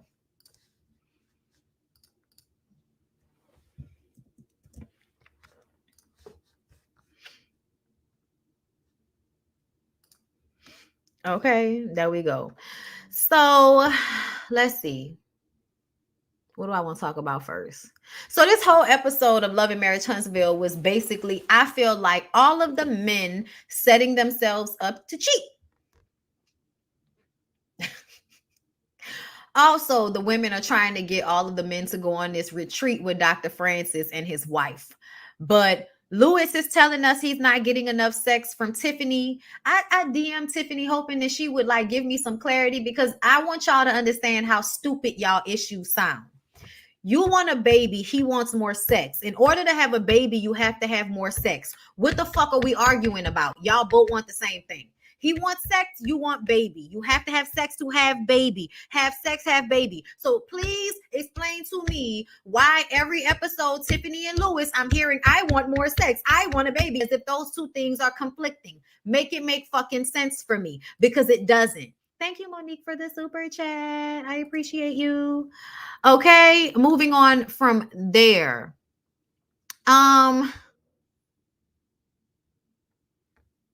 Maurice doesn't want to go on a trip. They don't need marriage counseling. Okay? But he does want sex twice a day while they're on this trip. Maurice, what blue pills are you using, honey? What blue pills are you using for you to be able to regenerate your heart on twice in one day? Let me know at your big age how your dick is able to accomplish that. Are you a sex addict? Kimmy, are you in a marriage with a sex addict? Because Kimmy, can we be real and can we be honest right quick? Having sex twice. First of all, he wants to have sex every day. That's what he said he wanted from her. And she was like, but wait, I have sex with you at 6 o'clock, and at 10 o'clock, you're pulling my panties down. And if I'm saying no, you're upset. And then you don't want to warm a bitch up. You don't want to do what it takes to get me turned on like that. Okay. So I feel like you're setting yourself up to outsource puss, right? That's what Marcel was talking about, outsourcing sex. This is my thing. Let's outsource it. You can go and get random puss when you want it, and I can go and get random dick when I want it. Everybody wears condoms. You have a vasectomy. I'm not having any kids. And we're good, right? That should work for everybody involved if that's what y'all want to do. I mean, the woman doesn't necessarily have to go and cheat, but she can at least have that, listen, y'all can say that Maurice and Kimmy's situation is fake. But Kimmy is different. Kimmy is different. Do you hear me? Kimmy is different. Okay? Period, point blank. So when he's telling her he wants more sex, and then at the end tells her, well, I guess you're not willing to do something that would make our marriage better. So you're going to put y'all's marriage issues on her, giving you her body whenever you want it. Can I keep it a buck with y'all? Maurice, Lewis, I know y'all may not understand this, but see, y'all wives may not have explained this to y'all, but nobody wants to walk around with gushy pussy all day. Having sex every day, twice a day, is going to leave a woman hyper juiced to the point that it is uncomfortable. And if you are having sex that much, I want to know how big your dick is, because your dick must be small. Because see, having sex that amount is going to get a woman raw on the insides, raw and producing a lot of moisture, i.e., she may get a yeast infection. Nobody wants to have that much sex. That is not comfortable for most vaginas. Most of us Don't have sex every day. Even if we have sex in succession in a few days, at some point, she's gonna need a rest. She needs to rejuvenate. She needs to go back to her, she needs to go back to her regular level of moisture. Okay? And her insides need to go back to their normal sensitivity before we can go back into this again. So what you need to do is buy a pocket pussy and call it a day. And then when he told her it just needs to be, the end, meaning that you just want to bust a nut, you don't want nothing in between, you just want to bust a nut. Okay, well, please take your ass in the bathroom. Please use my Shop SEDURE link. Okay, it's down below in the description box. I have a link, Shop SEDURE. Use my code Bondy for 15% off. Okay, and get you a pocket pussy, Maurice. And stop putting that lady's pH levels through this bullshit so that you can feel like you're a man having sex with your wife two times a day, so that you and more so can have this, whose dick is bigger contest that y'all like to do. Is that right? It's giving sex addiction. That's what it's giving. And let's not forget that Maurice did tell us he had sex with he had sex with 6 women in one day. Y'all remember when he said that he had sex with 6 women in one day?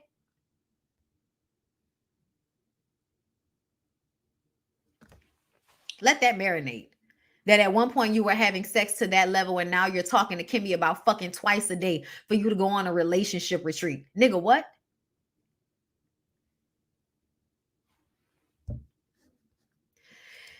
Oh, Lord. All right. Tisha had to trick Marceau into going, I don't care. What did Tisha's shirt say something smart this time or no? Mel in her hosting gig and Martel bringing the kids. Martel saying, I'm not going to do her the way she did me. I'm going to bring the kids to her event. They went on vacation. That was on social media. I'm going to just say this. I want them people to be able to work it out for their kids. Like, I want them to be able to be, together and around each other for the kids, not so that they can be in a relationship. I don't feel like Martel has learned anything, especially because during his scene with Lewis, he was talking about how cold-hearted Mel is, as if you don't understand how she got that way. You still not taking full responsibility and accountability for where you are, including the reason why she did not want to give you any more room or leeway when it came to using those children to control her, because you probably had stepped over boundaries that we don't even fucking know about. So the idea that she was supposed to be the bigger person and bring the kids to the book signing, I don't give a fuck about that. No, I don't think she needs to be the bigger person. I think she needs to put up her boundaries and protect herself until she can let them down. Martel is too fucking volatile for anything else. Yeah, Martel did that to look like a good parent, right? To look like a good parent. Thank you, I am Diva Nicole, for the super chat. Maurice pushed Kimmy to quit nursing just to turn her into a sex robot and a babysitter. Thank you for that super chat and for that word, okay? The way Martel was looking at her, yeah, Martel wants to fuck her again. Why? And then the way she was trying not to look at him, she could fuck him again. Knows it's not for the best, but damn if you don't remember how good it used to feel. Okay, so Wanda respond to her baby daddy and Mel's inbox on Carlo's show, because Marceau and Wanda were on Carlo's show being messy. Wanda is a self-proclaimed hoe, but then loves slut shaming, people, her and her daughter. I don't care. Marceau talking about Mel craving relevancy like Wanda. Mel doesn't crave anything. Mel wants success for herself just like you do. If anybody is craving attention, it's you, Marceau. Marceau, what type of man, knowingly being a cheater, comes on a reality show and fights with people on a weekly and daily basis just so that they can continue to be on the reality show and get all the publicity that comes with it? How thirsty are you that you're willing to put your family and your wife through this? Tisha has become a shell of herself. You should have been saying, let's get off this fucking reality show in order to protect your wife and your family. But you like the attention more than Mel and them do. Oh, you don't? You don't? That's not why you like to antagonize people and do shit on the show and on your lives that you know will piss people off? That's not why? That's not because you don't like the attention too, more so? Okay. Nikki Friends, thank you for the super chat. Okay, they need to join forces to save the show. Courtney Fulton, thank you for the super chat. What direction do you think the show will go in after the fight? I don't know. Honestly, I feel like it may be time for Love and Marriage Huntsville to come to an end and a Love and Marriage Atlanta to happen. I don't know.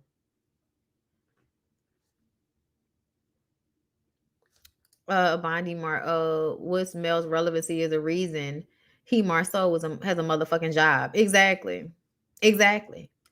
I've said what I had to say. And now I'm gonna bring y'all on. Okay. Here's the link again. Putting it in the comments. Or add new couples. They could do that. We'll see. Thank you. I was here before. Stupid ass. I was Joan of Arc in my formal life. I was not. Okay. We're gonna pin it. Too feisty. Are you ready, love? Yes. Am I first? Come on, let's go. Oh my God, I'm never first. I usually been having trouble getting through lately. But hi, Bundy. Hi, love. How are you? Before we start, I just want to send a special shout out to Nola Reeds. I saw her video earlier, so we praying for you, sis. I don't know if she's watching. She's not well. I think she was in the ER earlier, so she's having some issues. But we praying for you. We hoping you pull through and feel better soon. We are. Hold up. Go ahead. Tell me what you're talking about, girl. I got a couple points. I'm going to try to be quick. First thing, Miss Van. I ride for Miss Van because as much as they talk about Mel and Miss Van, there are so many opportunities to have been messy, disrespectful, violent, and they typically take the high road. The girls where I'm from don't do that. Where I'm from, they'll touch you and your mama for your mama getting disrespectful. So that little post that she put up about the shirt is the least she could have done considering the years of disrespect at this point. Wanda talks about those kids every 3 to 5 business days. And nobody has ever done anything to her. I think you should show some gratitude. I really do believe that. I think some gratitude at this point is deserved. So whatever Miss Van may have posted, it's the least she could do at this point, considering how disrespectful your mother has gotten, online and in person. That's my first point. I think it's cute that Wanda and Marcel are teaming up. I've seen a lot of people who don't like Mel say that she needs to leave the show. She doesn't fit in the dynamic. But what I'm also noticing is that when the episode is not heavily featuring her and Martell, it's boring. So leave the show for what? It get canceled a season later? That's interesting to me. Also, I'm wondering if Martell is realizing that Marceau Toothless, I like to call him, has used him over the years. I wonder if it's clicked for him that happened. Oh, yeah. I think he absolutely is aware of Marceau using him, which is why he's been able to use them in his times of conflict with Mel so he can have moments on this show.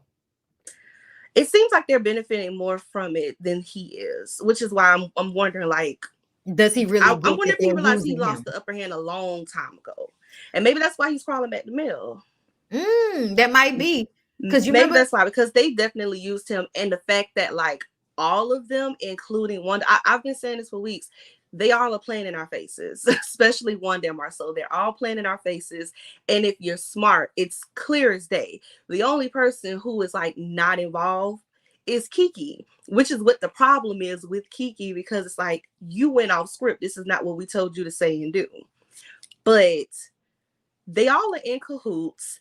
Martell is probably the one that's lost the most, which is interesting that he ruined his life, in my opinion.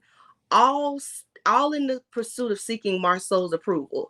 If you think back to that whole little trip, the Atlanta trip, he was really seeking that man's approval. And I'm just wondering, like, as a man, that's kind of why men like that, who value other men's opinions more than the women in their life, is a big turn off for me in my personal life. Yes, because you're weak.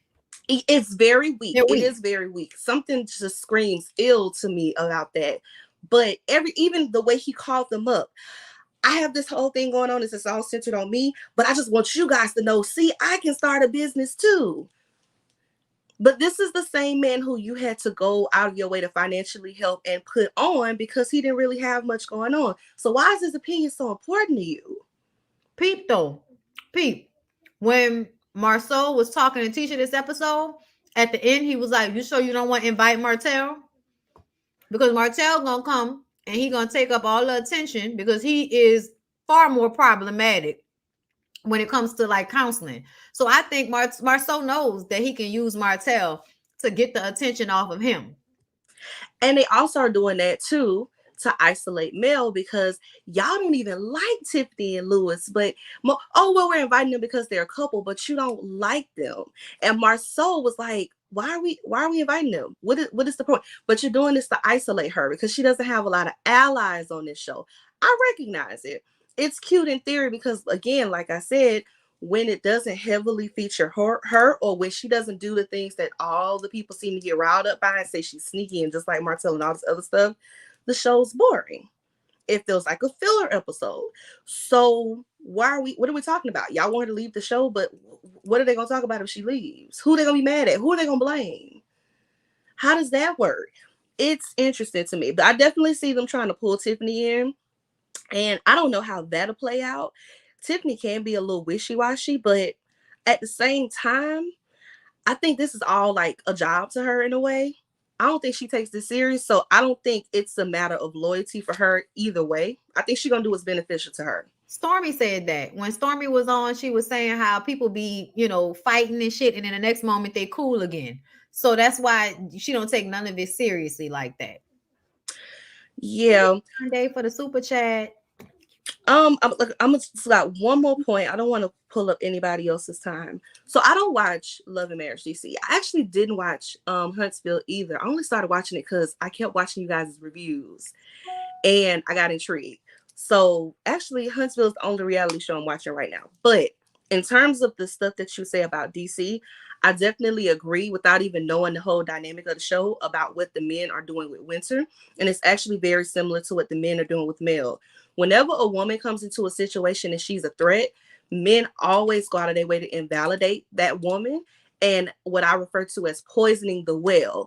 If we poison the well, it doesn't matter what comes out. The well is poisoned, so nobody's going to want the water anyways, even if it's the truth. So I definitely see some similarities, and that's exactly what they've done to Mel on this show. It's like Mel doesn't really say fully what the situation is, but because they've gone so far to poison the well that is Mel, if she ever does come out and say what she knows, people aren't going to believe her anyways. They're going to think she's being messy. They're going to find a way to make it her fault, even though it's the truth about somebody else's situation.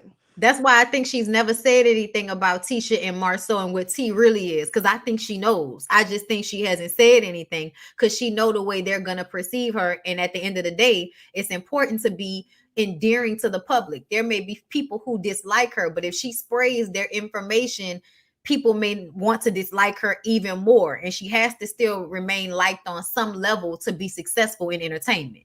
Yes.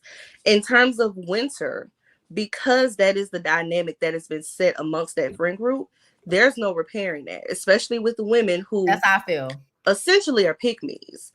Those two ladies, they're never going to see her point of view. So I wouldn't even try to appeal to them anymore if I were her. All you can do is create fresh new if somebody else comes on the show, create a new relationship with the new person, but the damage is done between the two of them. Their men have their minds, so it's a done deal for them. Well, thank you so much. I appreciate you too, Feisty. No problem. I'll be back in the chat. All right, girl. Thanks. All right, y'all. Thank you so much, K-Rub, for the super chat. Tiffany, boring. I need that robe in purple, girl. I'm going to get it together, girl. I'm going to get it together for y'all. I promise. All right. Raymond Ricardo, boo, come on now. And don't be in here all day, girl. I'm not going to try to be in here all day. Hello. How you doing? You look good. Thank you. How are you doing, love? My whole body is sore. My mama put me to work yesterday making kebabs for 2 hours. I thought I was going to her house for some food. I thought it Babe, was why going you to be said that? Babe, where you get some kebabs from? I thought I thought the food was going to be done when I got there. No, she put me Girl, to you know work. that food ain't never done when you get there. Them people be lying. It's gonna be ready at 2. Food ain't ready till 4, 5. Made me mad. I packed up me and my auntie some food and we went right back home and I went to sleep. Woke up, fireworks going, went right back to sleep. Hold on. When it comes to I Hold don't up, know if hold up, hold up, hold up, hold up. Say, bruh, listen. I let people come on here and I dictate when they get off. You know you could not watch, so don't be rude to nobody in my chat. Don't be being rude. That's what ooh, I said. That's what I meant. some Go ahead, people. girl. When it comes to like I don't know if anybody picked up on this, but like Love and Marriage DC and then kind of bringing P Valley into this. Not that I'm comparing Chris and Derek in no type of way, but the situation where Chris is taking care of the kids because now Monique is out chasing her dreams. And then you look to the parallel of, even though it's a reality show and a scripted show, Derek has to take care of the kids full time because Keyshawn is kind of out there chasing her dream and bringing money into the house because she is the breadwinner of Right. them both, and them both complaining about the situation. Not saying that Derek and Chris are the same person, but just like the complaining. I said on Twitter, I said in my own stuff, and I'll say it again. God forbid y'all have to take care and raise y'all children because the mothers have decided to go out and chase their dreams and not just stay home and do what you want them to do, making them single mothers in a sense because then y'all don't have to do anything. Y'all could be in the household with them and they still being single mothers. And then when y'all kids grow up, they don't have no memories of you doing anything. And then you feel some type of way about the situation. But the real thing is you sat on your ass and didn't help out with them, and now they look to their mother as the one who provided the love and the nurturing and the caring, and then just like the basic bare minimum That's an necessities. everyday situation right there. That is, and I said it, I was like, God forbid y'all have to take care of y'all, because he complained about 2 weeks. He's only complaining about a couple That's days. what I'm saying. It ain't even been that long that she been doing this shit. That nigga to complain every time he was on camera. Y'all, it's hard. And she do it every day. That's That's something you think. Y'all men think that women are expected to take care of kids, and they should also take care of you, making you their third child. And y'all gonna find yourselves like that man on Reddit who deliberately got that lady pregnant and wanted her to be in a relationship with him. And she said, Sabra, since you don't want me to have, the thing we just got taken away from us, I'll have the kid and I'll give the kid to you because I didn't want children. And I'll even pay more child support than I have to, but I don't want this kid. But since you want the kid, I'll give it to you and you raise that child. Y'all gonna find yourselves like that if y'all don't actually get up here and step up and help raise y'all children. Now let's move on. Jason, Kelly Pitts, Tasha Mack, and Malik Wright. I'm sick of all four of y'all.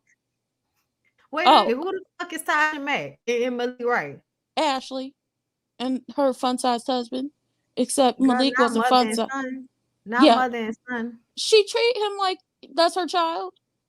telling his telling his manager or whoever, you can't be booking him for all of this stuff. She's basically his manager, basically. I mean, she had to go to the nigga doctor's appointments with him. It definitely is giving mama. So basically, Tasha Mack and Malik Wright, Jason and Kelly Pitts. The same thing Arena just did this whole episode is the same thing Kelly was doing for Jason those first 2 seasons before they ended up getting divorced.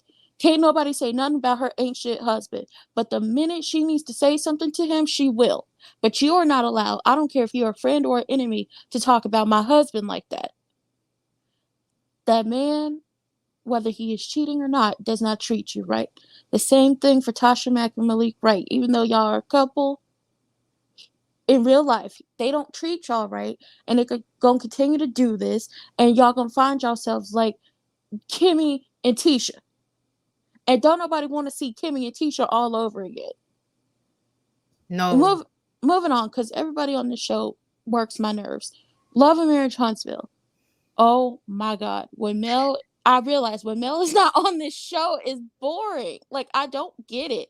Like, y'all claim y'all could like actually carry the show, and when it is just, you know, Humpwig, Grandpa Jaws, Milk Dud, and, you know, Tisha Jr., and then Blow Pop, and Blow Pop wasn't even on this episode, it's boring. It does feel like a filler episode, and people be so mad about the episode being a filler episode, but y'all the ones who don't want the person y'all blame for stealing y'all lunch money in 1968 on the show. Blame Mel for everything. It's Mel's fault. Everything. Global warming, the gas prices, your husband fucking somebody else. Y'all don't even live in the same state in them. It's her fault. The formula shortage is her fault. All of it. We know we're wrong. Martell is a user. We been knew that. But since maybe they watch this and they don't know the nicknames I call them, Tisha, Kimmy, Marcel, Maurice, y'all all get on my nerves. I can't stand it. Y'all have beat these women down so badly that now we see them bowing down to everything you say. Nobody wants to screw you 2 times a day without you at least trying to romance them. Where's the romance? I mean, where's the care? Or finessing it just a little bit. You okay, try to get the pussy. Okay, attempt. Okay. Do something, but y'all don't do that because y'all feel like that should be a given. So basically, you feel like your wife should just be laying in bed naked, ready for you to go, and then she should just, you know, get up and do whatever you need her to do. That is not how this works. That's not how marriage. Oh, hold up. What happened? Hello? Yeah, I think you slipped out. But okay. Yeah, no, I gotta get this spammer. But yeah, go ahead, Ricardo. Finish up, girl. Just say y'all want sex slaves and be done with it. Because I can't stand y'all no more. I really can't. Wanda, I'm not understanding the slut shaming when you are, like you said, a self-proclaimed hoe, and you go up for it because you said, these are your words, ma'am. And you know I call you remedial English. You said when you can't sell coochie no more, you sell fish plates. And what are you selling? Some nasty ass fish plates. You a hoe. You probably wasn't a paid hoe, and that's sad. Because I support sex workers. And I've always told people, if you're going to be a hoe, be a paid one. And it looks like Wanda wasn't a paid one. And then when it comes to, them, Marcel talking about, oh, Mel just wants relevancy. You want relevancy. Your whole family wants relevancy. But here's the thing.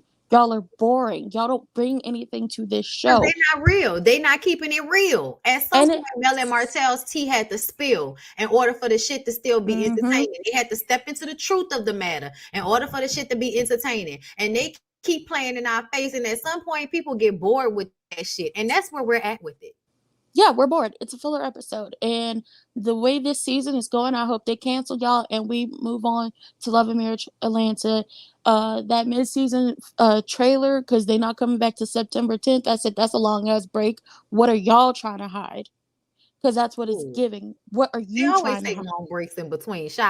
Look, they always take long breaks. But yeah, but that trailer, Destiny, shut up. You should be glad somebody came to that raggedy ass for TV business, because the girls who do hair down in Huntsville said that store is not open when y'all not filming. Be glad somebody came down there and showed me that it was closed, girl. I know. And I was like, Scotty went down there and got a brush, but I was like, were y'all still filming was the question. He got a brush? He said he got a brush, but I think they were still filming during that time because he was actually able to go in. But Destiny, shut up. Be glad somebody came to that raggedy ass, always closed for TV business, because that's what the girls are giving. At some point, you could have had an e-commerce store like most people have, but you didn't think that far ahead. And let's be clear, the only reason why she was there is because it was a whole casting shoot day. Okay, that's what I was saying. Like, I'm not even about to do this with y'all because y'all know good and goddamn well that was like last day of shooting. Everybody come through. The whole cast had to be there. The whole cast had to be there because you were not her main target. You weren't even a blimp on the radar. Her main target was that old hoe selling fish plates, nasty ass food down to the parking lot of your 4TV business. That's where her target is. And Grandpa Jaws, because you look like you ain't got no teeth. Okay, you look like you ain't got no teeth. Those teeth were about to fly out his mouth. Ricardo, thank you so much, boo. I gotta let you go Okay. because they got a whole bunch of people in my queue. But I appreciate you so much, and I'll talk to you in the chat, girl. I'll be back in the chat with the people. All right, come on, Kiki, you coming in, boo? You ready? All right. What's up? You can hear me? Oh shit! I didn't know I was gonna be seeing that much. Oh, Okay. horizontal. Do it horizontal. Horizontal. If you can. No, you don't want that because I got a lot more going on. Anywho, there. Hey, Hey. hey, bonbons. Hey, I'm so excited. I'm like, oh my What's god, up, I'm girl? nervous and shit. This is my first time. Anyway, love you all day, everything. I didn't watch the episodes, but I definitely watched all of your reviews. And so, with the whole anything involving Monique for me, it's like I don't understand if people don't speak English or they don't have emotional intelligence, but how are you not understanding where she's coming from? Because she is simply asking, as you say all the time, I'm just asking for simple things to change. That's it. Just simple things. Just a little, hey, just grow a little bit. Because, I mean, if you're not growing, then you're dead, right? I'm confused. Anyways, moving past that, let's go to Arena. Beautiful fucking woman. Can I cuss? Yes. Beautiful fucking woman. And she's beautiful ass. No, God, I got all this bitch. And I'm 33. Hey, birthday twin. May 25th. May 26th. Right, I'm 89. You 88. I checked it. I know. On, But not I checked like that. But you say it. So yes. So and she like bussing down. So I'm confused as to why you think you need anything other than what you already got. Because you look fucking amazing. Anyways, moving past that. Oh no, not moving past that. Because Jamie is absolutely insane. He needs to I don't have time. Moving past that, we're gonna go to I don't care about Ashley and them. So we're gonna move on to Huntsville. I mean, I don't understand. Don't judge. Anyways, so overhaul with them, I feel like I feel so bad for Kimmy only because I feel like, and I posted like under like a digital clip. I was like, I feel so sorry for her because she literally is turning into a Tisha. Yeah. And the thing is about Tisha, I'm sure you watch Bondi. I'm sure of it. So if you catch this, we don't hate you because of you. We hate it because you're beautiful and you have everything. You have the background, you have the intelligence, you have the degrees, you have everything there for you, and you choose to be up under this no lip nigga. Like, I don't understand. How is this even a possibility for that? Other than the fact that you grew up in the South, I get that, but please, we don't hate you. We hate it because we see you and you don't see you. And if you do, you choose to diminish it. Outside of that, frustrating. It hurts because it's like you're beautiful. I be on my witchy stuff too. So I be loving all the stuff. But yeah, so I mean, that was all my piece. Take it. I appreciate you, Kiki. I thank you for coming through. Absolutely. Y'all have a blessed one. You too. All right. Come on, prosperity thick girl. What you got going on? Hey y'all. Hey Bondi. What's going on, girl? Get better, sis Nola. Yes.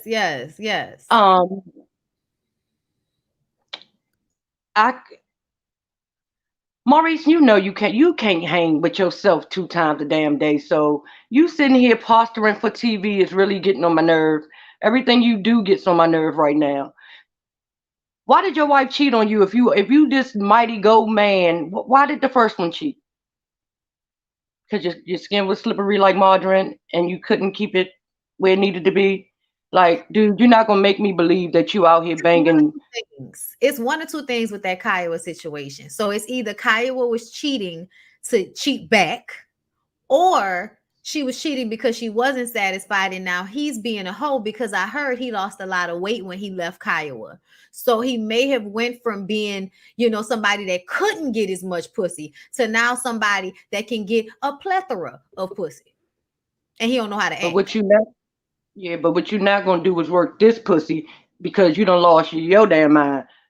We have things inside of us. You're not gonna be moving instruments and ovaries and Right, uterus, you're about to and be you're not kidney gonna do dipping all of that. nobody. I don't know what's Child, wrong. ain't that much pineapples in the world. Get the hell out of here. And And you another don't thing, even look like a good time anyway. I'm gonna just say this while we on that topic. I don't know what y'all doing, but if y'all ain't eating and y'all ain't okay, you talking about you want sex 2 times a day. Are you facing the place? Put your face in the place. I'm sure it'll happen for you. If you're not putting your face in the place beforehand, Please I don't say want it to hear any again. complaints out of anybody. If she ain't getting 8 twice a day, then I don't want to hear nothing about no sex twice a day. Go ahead, prosperity girl. Thank you. They don't even want to suck a tit twice a day, let alone get out my face with this. I'm not doing that. This mid-season trailer, because but Tisha, first of all, use what you got to get what you want was always in reference to sex. Okay? But being as though your man ain't tripping off of that with you, you want to make it about you having to lie. Girl, as much as this man done put you through, anything you ask should be a given. Like, when are you going to understand who you are and what you are worth? Girl, like I said again, ain't no way you're gonna be treating me like this and having me living in this goddamn little ass house and we sitting on top of each other. And it's a clip on YouTube now where you talk about how the kids fight in the room so little, it's like being in a dorm. Like, girl, you got too much going on in the streets of Huntsville for you to be living the way you living. If anything, if you gonna treat me dirty, you gonna make me, child, you gonna pay out the ass. That's what you gonna do. What I'm not gonna do is sit here and suffer and suffer and suffer. That's no. But I don't know. People act like I talk for them when I talk about that, child. My call it cash. I don't give a damn what you call it, but you won't call it used and unrepairable. And I'm broke. That's not gonna never happen. This mid-season trailer, Destiny. Where Detroit go to? Because you wanted all the smoke, all the smoke. But this lady walked in your business, walked past you, gave Kimmy a hug and everything. You wait till this lady walks out of your store now, and then you got things to say. But I thought you was about that life. I thought you wanted all the smoke. I thought that's what's up. That's what's up. Didn't you make a t-shirt about it? Girl, A whack one. this is why you get nothing. This is why you're not missed when you're not on screen. Because this is what you give us. Shit that don't make no sense. Because this made Late. no sense at all. You're late. Okay? You're late. Yes, The it's time given. passed. Producer said, girl. It's given. Producer was like, girl, you know you ain't gave nothing all season. So we're going to need you to go out that door and at least say something to her. That's what it's given. And then it was insane and you was right back in the thing. Again, if you want to hear Miss Wanda piece of this her and Mel thing, go to my YouTube page because she explains it all. But Okay. Tisha, I don't give a damn what my mama said, and my mama was an angel. My late mama was God's right-hand man. Still is. That's why she up there with him. But ain't no way in 5 or 6 hells that you gonna get in my mama face and cuss her the way Mel cussed your mama, and you standing right there in arm reach. Your face is in arm reach of my. That ain't never gonna happen. I'm gonna just say Tisha needed to stay where the fuck she was. That's what I'm gonna Tisha say. was right there though, but Tisha was I right saw her. there. She had her little pink shirt on. Stay exactly Yeah, where the hell you was. Because at the end of the day, you don't need to get into no physical altercations because your mama like writing checks that her ass can't cash. as many altercations her mama get into for her, she might as well give her at least one back. She wanted, didn't she want Mel? She wanted to smoke at the party. That was your chance. That was your chance. She was talking to your mama. Your mama, not your boyfriend, not your husband. But if that was Marceau, you've been ready to swing. Girl, bye. I'm confused. Martell, get all of them. Maurice, You faking. You don't give a damn. You want Martell because you know Martell got so much on you, so you thought you were gonna take the opportunity to swell up, and then you wanted to play like you was being the defensive person, like I was trying to stop it. We shouldn't be doing this. Get out of here. Martell got dirt on all of y'all. I Now saw all of y'all are Maurice say, ganging calm up. your ass down. That's what I heard. I saw and heard Maurice in that super trailer say, calm your ass down. And that is why Martell pushed his ass back like, nigga, what is you talking about?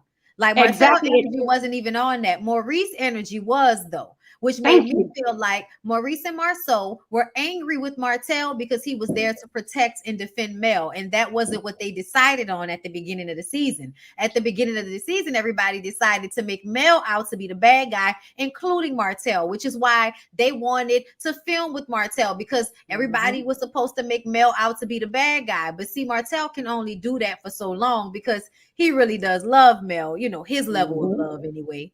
Like there's a part of him that cannot be controlled by those men when he missing his wife and missing his family. Like he's not gonna be controlled by them. He's gonna, you know, lead with his heart and his dick, and that will send him right back to Mel. So I think that's why Maurice and Marceau really wanted to fight Marcel. It didn't have nothing to do with Wanda, because I feel like any other time y'all would have got in between them and just act like it wasn't nothing. But y'all wanted to fight Martell because y'all was mad that Martell was there in capacity as Melody's security as she came through and wrecked shop on everybody that had been talking shit the whole season. That's right. You said everything I was gonna say, but it's your show, so you had more time. Thank you. Girl, I know because you was talking about the trailer, and I forgot that that's what I wanted to say about the trailer. With that moment when, you know, they were Child and Marceau's teeth, they was about to come out. I said, "Oh, catch them." When Man Wanders was about to come out, both of them. But Martell is also back with Mel because he knows where the money resides. Oh yeah. That's what it's also about. These men ain't gave him nothing monetary to keep him. So he's like, look, last time I checked. Thank you. And you done had how many launch parties? Dude, you did right. Just go on vacation with your ex-wife. Act like you like her. Tell the kids, y'all, we doing this for y'all. Whatever you got to do to help you get some money back in your pocket. Because I told y'all that man live in his mama house. I don't care what nobody say. Every time we see that man, he in his mama backyard. And he just said on his thing today, he invited everybody over because he always do all the cookout. That man live with his mama and he ready to move because Marlene is drinking all the damn supply. Oh, yeah, she is. Every time we baby. Look. But I ain't got nothing else, babe. Love you. Y'all be safe and enjoy y'all week. You too. And Nola, get better, sis. Yeah, Nola Reeves, get better. All right, come on. Bye, love. Come on, Wednesday talk. You ready? Let's go, girl. What's up? Hey, Bondi. Yes, I totally agree with that Marceau stuff. But the whole thing is that they all look like some damn fools now because Martell, he not stable. So Melanie using Martell too as her as her muscle too. Just like they thought they was about to use Martell against her, she using him against them and let them know. When I say jump, he gonna say how high. Especially when did you hear what they were saying about our kids? Right. Did you check that? And the way Martell said, Miss Wanda, I knew he put that battery in Miss Wanda back to say that stuff. She had his okay to say that stuff because they was too tight with him back by that time. She had his okay, and now he turning on them. They hotter than fish grease, okay? They hotter than fish grease. Mm-hmm. Destiny, you the owner of that business. So anybody coming into your shop, into your shop, you should have greeted them. You were supposed to greet the customers coming in. The customers don't give a damn who the owner is when they walking in to speak to them or go find them and speak to them and get them a bow down or anything. You supposed to speak to them, especially since you don't got no damn customers. And Maurice, he was trying to get Kimmy. That they did have that plan. And I kept saying that in the beginning of this season that they got a plan to X Mel out, but they can't because ain't none of them worth listening to. They don't have the star quality. That's why he was mad, right? That's why he was mad when Kimmy invited Mel to that housewarming instead of Martell. So she get the film and Martell don't get the film with us. That's why he was mad at her. It wasn't about no Marty and all that type of mess. And what I don't understand is that Marceau and Maurice, y'all so tight, y'all brothers, y'all ready to knuck and buck with Lewis. They'll team up strong on Lewis. But y'all won't do that to Martell. It's two of y'all. If y'all can't whoop Martell ass with y'all brothers. So right, wrong, and indifferent, when Martell jump up in one of y'all face, the other one's supposed to start swinging. And that's how it's supposed to go down. But they don't do that. They don't do that. And I think that Marceau only jumped tough because he didn't say nothing. He was standing there just like Tisha was, like a bump on the log when Mel was checking Miss Wanda. Well, Wanda, not Miss Wanda. They were standing right on the side. Looking like, it was looking like they was watching them on a movie or something. It was like they wasn't even standing in front of them. But Tisha, that showed that you and Destiny had that plan at that Galentine's. Y'all was going to probably try to jump Mel at that Galentine because you was ready then. But this girl in your mama face right here, even though your mama deserve it, the girl in your mama face right here, right now, and you ain't saying nothing. Because Destiny in the shop. So that showed how much of a punk Miss Wanda is too. Because when she came up, you should have been ready. Like, yeah, I said it, what's up?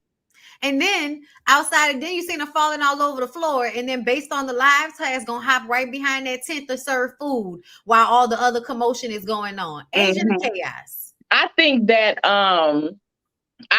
Maurice tried to grab Martell because I think that when Martell was trying to pull Wanda from trying to attack Melanie from behind, I think Wanda was falling. It looked like Wanda kind of was falling back. So I think Maurice might have thought Martell pushed her and like intentionally to push her down. Near her at that time. No, somebody else came up from behind, and a lady came up from behind and grabbed Wanda.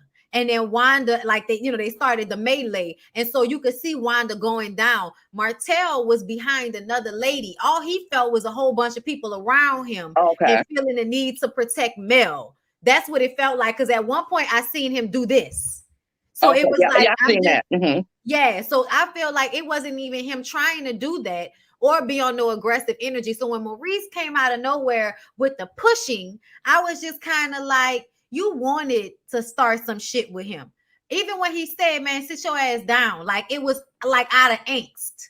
It was more than just out of protection because you don't even like Wanda like that, Maurice. And they thought that they had the upper hand, like they was going to whoop his ass because their other brother was there too. Yeah. So it was three of them that was there. And then my thing is too, Marceau just as bad as Martell with that mouth running their mouth like a bitch because he did that.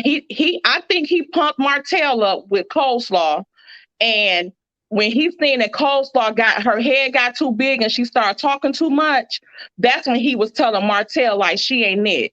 Because low key, coleslaw is Marceau type too. So she an idiot and she the physical type as well. So that's when he seen that she started talking too much, that's when he wanted Martell to back off. But by then Martell was too deep in. Then he wanted to ruin their marriage and get Martell away from Mel and break that up, just like he tried to do with Kimmy and Maurice. Just like he told Maurice, so you lying. That's your brother. What do it matter if he was lying or not? Like, you wanted to break them up because people like Kimmy and they liked Maurice and they never had no juice for neither one of them. But they always on your head about everything, you and your wife. So you wanted to share that with your brother, and that's your brother. And he's so competitive that I think he was trying to destroy Mel and them, and he was trying to destroy his own brother. I think so too. Yeah, that's all I had, Bondi. I appreciate you, say girl. You no problem. All right, y'all have a good one. All right. Thank you so much, K Rup, for the super chat. None of these dudes have Devontae energy. Why would anyone want to give them the juice more than once a week? I agree, girl. It's not giving no type of Devontae energy whatsoever. Okay. Nothing about it make me want to listen to Jodeci music. All right. Come on, broke babougie girl. Let's talk. What you got? Hey, how you doing, Bondi? Hi. Girl, I saw this thing and I said, Lord have mercy. I'm gonna try to be quick. Let me do DC first. I'm still liking DC over Huntsville because at least the men on DC are open to correction. Because like when I saw Jamie, he actually sat there with the intuitive. Now, you know, if that would have been Marceau would have walked out. So I do like the fact that the husbands are open to change. Chris sitting there talking about it was hard getting those kids breakfast. 2 points. Just like you said earlier, why do you want to get congratulations on something you're supposed to do? Like that old Chris Rock joke, I take care of my kids. Nigga, you're supposed to take care of your kids. But the other thing is I noticed, and because I'm single, I've talked to my married friends, and I've had a couple of girlfriends says where women mess up is they feel that they are the only ones that can do it right. Because I had a married male friend, because I asked him about this, and he said the problem is not that we want to be coddled all the time. It's just that when we try to do something with our kids, and let's say we're not doing it up to your standard, it's the tone that is used, like you'll never get it right or just let me do it. So a lot of men just go, okay, fine, I just won't do anything. But I think that also falls up on us as women. Quit doing everything for your man. Quit thinking you are the only one who can do it right. This is no shade to mothers. I am not a mother. I'm an auntie. But I have noticed some of my girlfriends, they kind of get into that I'm the only one that can do it right. I'm the only one that can do it correctly. So I'm just going to do it all. Kind of like this martyr complex. Yes. No, for real. That is absolutely real. That's why y'all let these niggas do it. I said that on something. I forgot which live that was. I said, let the shit fall by the wayside. If it's something he's supposed to do, and don't keep reminding him, do it. Oh yeah. Leave it alone. Let it, if the garbage gonna pile up, let it pile up. I'll give you a personal story with my parents. I'm originally from South Carolina. I live in Chicago now. My people from South Carolina. My daddy from the country. Okay. He grew up with my grandmother doing everything for my grandfather, but my grandfather appreciated it.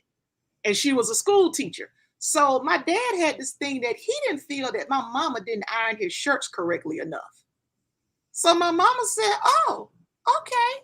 My mama left them shirts in the laundry basket and let them bitches pile up. And she just basically told him, since I can't do it right, you do it. He complained about how my mother was always busy. We had a babysitter. The babysitter started doing more than babysitting. She started cleaning, doing housework. My mama said, oh, how much extra you gonna charge to kind of do this on a regular basis? I'll definitely give you a raise. And told my daddy there'll be extra money coming out the joint bank account, and we got to start paying into Social Security because she has now expanded her role. My mother always says, if you can't do something well, pay someone who can. Okay. You know, like that. But anyway. No, I'm one of those. Girl, I hear you. And yes, like everybody else was saying, girl, you got to hurry with these robes, because I'm sitting up here like, I also want the one you got on right now, Bondi. Come on, girl. That robe is popping. But anyway, today I heard an interview. DJ Richie Sky did one with Winter. And this is what pisses me off about Carlos King. Because to me, in a way, I think he kind of dislikes women a little bit. Because neither one of these shows, we are not showing what the women can do. Winter talked about how a lot of stuff was cut. You know, we always hear that. But see, Winter was a preacher's kid. And see, she talked about they were in the running for the show, but when she found out what Kevin was doing, she took herself off. And she kind of came back doing a favor for Monique, and then they just kind of put her back on. But Winter is talking about how she's working on a PhD. She said how that relationship expert thing, she said that was before she got with Kevin, but the way, you know, they cut, slice, and dice. I'm just noticing on Huntsville and DC, we don't ever hear about what these women do. Tiffany has a whole business doing clinical trials for minorities. You know, never hear about it. Never hear about it. Kimmy is not just a nurse, and I'm not saying not just a nurse to shade nurses because nurses are the best. She's like a nurse administrator. Like she does something more on the administrative side. Plus, she got a brokerage firm. Plus, she's doing real estate. And let's not forget about the cooking. That's right, the cooking. Because I used to go to her website. The cooking. Tisha up here. Tisha's book smart. She's just not street smart. Right. Tisha's sitting up here managing apartment complexes. I mean, can we see what these people do, especially the women? I mean, they got Stormy. Stormy's on the fucking show, a millionaire with $1 million corporation, and y'all entered her on as the friend that's a fan. Thank you. Because I had been hearing about Canvas Beauty for a while, and I didn't realize it was her till she popped up on the show. And when she was talking about the mistakes that she made at first, and now she's I'm sitting here like, why can't we see that? See, Carlos King is turning into Gen Z Tyler Perry. Quit insulting your audience. It's like, we need more. But with the show, the other thing that is tripping me out about, and you mentioned this earlier, how these bros before hoes, I'm not calling the women hoes. But that's the mentality. Yeah, because let's keep it a buck. Quick was happy to get that little tea on Winter from Kevin because he mad because she called him DJ Fun Size.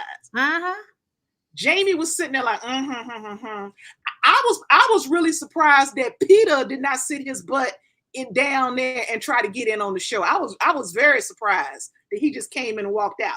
But it's kind of like they're mad at Winter because of what Winter said. And I'm like, y'all are children. Even Ashley laughed at DJ Fun Size because it was. But you see, next week she gonna be mad about it, talking about I was cool until you called my husband DJ Fun Size. Like, bitch, that happened all in the same sitting. Right, but you laughed when Monique told you. Well, see, this is why I'm thinking part of it, Bonnie, is the show. That's why I said that. That's why I said that. Doing this stuff because, see, I guess my thing is, we don't have to have drama 24/7. Sometimes I just want to see these businesses. They say Arena got a whole business that we hear nothing about. Nothing. I kind of want to hear like these Black power couples, how they're working with love and marriage and the business, right? And how they're doing that. It just really annoys me. And the thing also going back to about with these husbands and talking about the kids, and I'm glad Quick and Chris was talking about how they don't realize what's going on. I loved in that moment when he was talking to Monique and she didn't coddle him or praised him. She gave him advice. He was like, look, when you got 3 kids, hey, you're going to have to plan. You got to keep it together. You got to plan. And it just tripped me out how people were bashing her. I'm like, why should she pat him on the head? That he's supposed to do that. She gave him advice. But like I say, I still like DC. It's it's going along, but Arena and Jamie and their perfection. And to be honest with you, I need to see a show with the Intuitive because Terry is that bitch. Okay? Oh yeah. I want her info. Oh, me too. Went dead to her website because and I like the fact that she was calling it out, and they were like, "Yeah, she right. She needed to make a trip down to Huntsville." That's what she really needs to do. Yeah. She was. But they ain't gonna let no white lady. They ain't gonna let no white lady prophesize to them. See, Huntsville is in the South, and it ain't gonna work like that. They gonna have to have somebody Black come in from the church. Yeah, but she was doing them alone.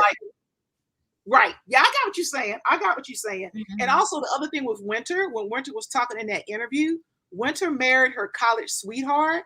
Winter said she and Kevin didn't even kiss. So it seems to me that when it gets down to male-female dynamics, she doesn't have a lot of experience at all. But Winter need to stop playing big girl games because she getting caught up and getting caught in lies. It's almost like I think she's trying to perform for the camera, and it's kind of backfiring on her. But enough about DC. Huntsville. Okay, Maurice and Kimmy. Y'all are not doing anything, or you're trying to hide what's really going on, because I don't get the sex thing. And I have to shout out Color Me Pink, because she called Maurice Margarine, aka Country Crock, and I cannot get it out. that had me screaming, because I'm sitting here like, if y'all so busy, when do y'all have time to do it 2 times a day? Can someone help me out here? And I don't know, girl, because I can't do it 2 times a day. I have shit to do. I wish I could. And it's this thing, yeah, I know. And it's this thing called chafing. Talk about it. Didn't I say? Okay. Yes, my inside. Yes, you did. Yes, thank you. It's because I've been there before in a relationship. Yeah, that's called chafing. Child, that first relationship after you break your virginity, like that shit, that is when I learned that. Because you low-key be wanting to have that much sex. Yes. Okay. And then you start to notice, this is uncomfortable all day like this. Okay. Exactly. I used to date a military guy when he came home from leave. Lord Jesus help us all. But be careful what you wish for. you know what I'm saying. But I guess the thing with them is, and I know we talked about this before, I'm trying to figure out, has Kimmy just said, screw it, I'm just going to go along to get along? Because it seems like she's not interested in the show. And I'm kind of disappointed in her, because me and Kimmy the same age. And it seems to me, she gives me, and I thought I'd never say this about Kimmy, a little bit of pick-me energy. Because I'm like, you waited. Oh, you started the Marjorie Jones Prosperity Thick Girl 40? I'm sorry, boo. I just heard Color Be Pink said it. I'm gonna give credit what credit due. But we're the same age. And so she kind of gives me, when she said, I think she and Maurice was together for like 7 years and got a house together. I'm like, see, no, girl, that's when you messed up. Because Kimmy is bad. Kimmy can get up and get somebody else. But it seems to me, like you said earlier, Maurice divorced his first wife. I'm not going to call her ugly, but she's not Kimmy. Okay. And it's about the way she carries herself more. She doesn't take care of herself at the level that Kimmy takes care of herself. Exactly. Yeah. Thank you. And it's almost like he upgraded and now you can't tell him nothing. Basically, all the ways around. I mean, you seen him with his sunglasses on, his hat to the back, his tight little shirts and shit. That nigga feeling himself. He feeling himself a little too much. And the other thing about with Marceau and Maurice and all of them kissing Martel's butt, and when y'all were talking earlier about male is the cause of COVID, male is the cause of inflation. Okay. Male scares she scares those men. I'm not gonna put Lou in the category. She scares those men because she is the personification of telling their wives, this is what you can be if you leave this nigga. You're gonna be all right. You're gonna excel. You're gonna succeed. You're not gonna be. That's why they don't want to flourish, because they're holding you down. Exactly. That's why they don't like her, and they keep using her for an excuse. Now, I'm gonna be honest. I thought it was funny. Well, I don't want to jump too far about that preview with Destiny's Store, but it's just, I guess this is one of the reasons I left the South, and I'm not gonna put all Southern men like this. It's almost like some of these Black men are like the white men of the Black community. Yeah, they are. They absolutely are. You want to keep a sister down, but then as soon as the white man does something to you, then you want us to come right up behind you. And I think they're mad because we ain't doing this. This ain't 1962 when we was all held down. Yeah, no. That we have, like, a lot of us are freeing ourselves from that mindset. Exactly. And like you said about Martel bringing the kids, that was just for a moment. Those kids wanted to come. And the thing about the marriage, I don't even think he really misses Mel. I think he misses the point of he'll probably never find a woman like Mel again who married him when she was very young and helped him build. See, everybody's exposed to your bullshit now. Mm-hmm. Because when I'm like, who's gonna marry you? And he was like, with 5 kids. It's not the 5 kids, nigga, because those kids will be with their mothers most of the time. So that's not why. It's because your ass is abusive and crazy. And nobody wants to deal with being with a man that's like basically going to shoot you in the foot and then tell you, why you made me do that? Exactly. Lou and Tiff, I'm like, I'd rather hear about your businesses. I think the sex thing is fake because the math ain't mathing.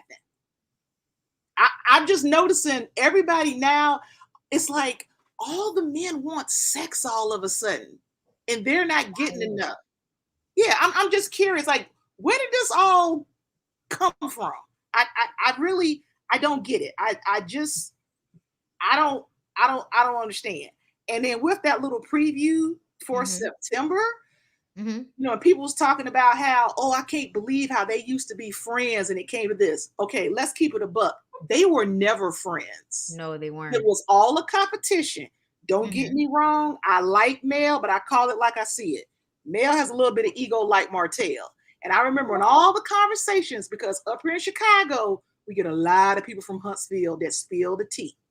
Okay. Remember when Mel was talking about the Tisha about, well, you didn't have that problem with us when we let y'all borrow a car. When Marcel was managing the movie theater. And they were needed money, and we helped y'all, and we introduced y'all to the right people. Yeah, Mel and Martell absolutely helped the Scots get their footing. And now that the Scots have their footing, they trying to shit on them. Exactly. Exactly. And see, that's what I'm like, because think about your true friends, Bonnie, that you and Lyric have. Can y'all ever imagine going to this route like they did? Because true friends, I don't think would ever do that. Even with TV. You never were friends. TV is just exposing what you really are. Right.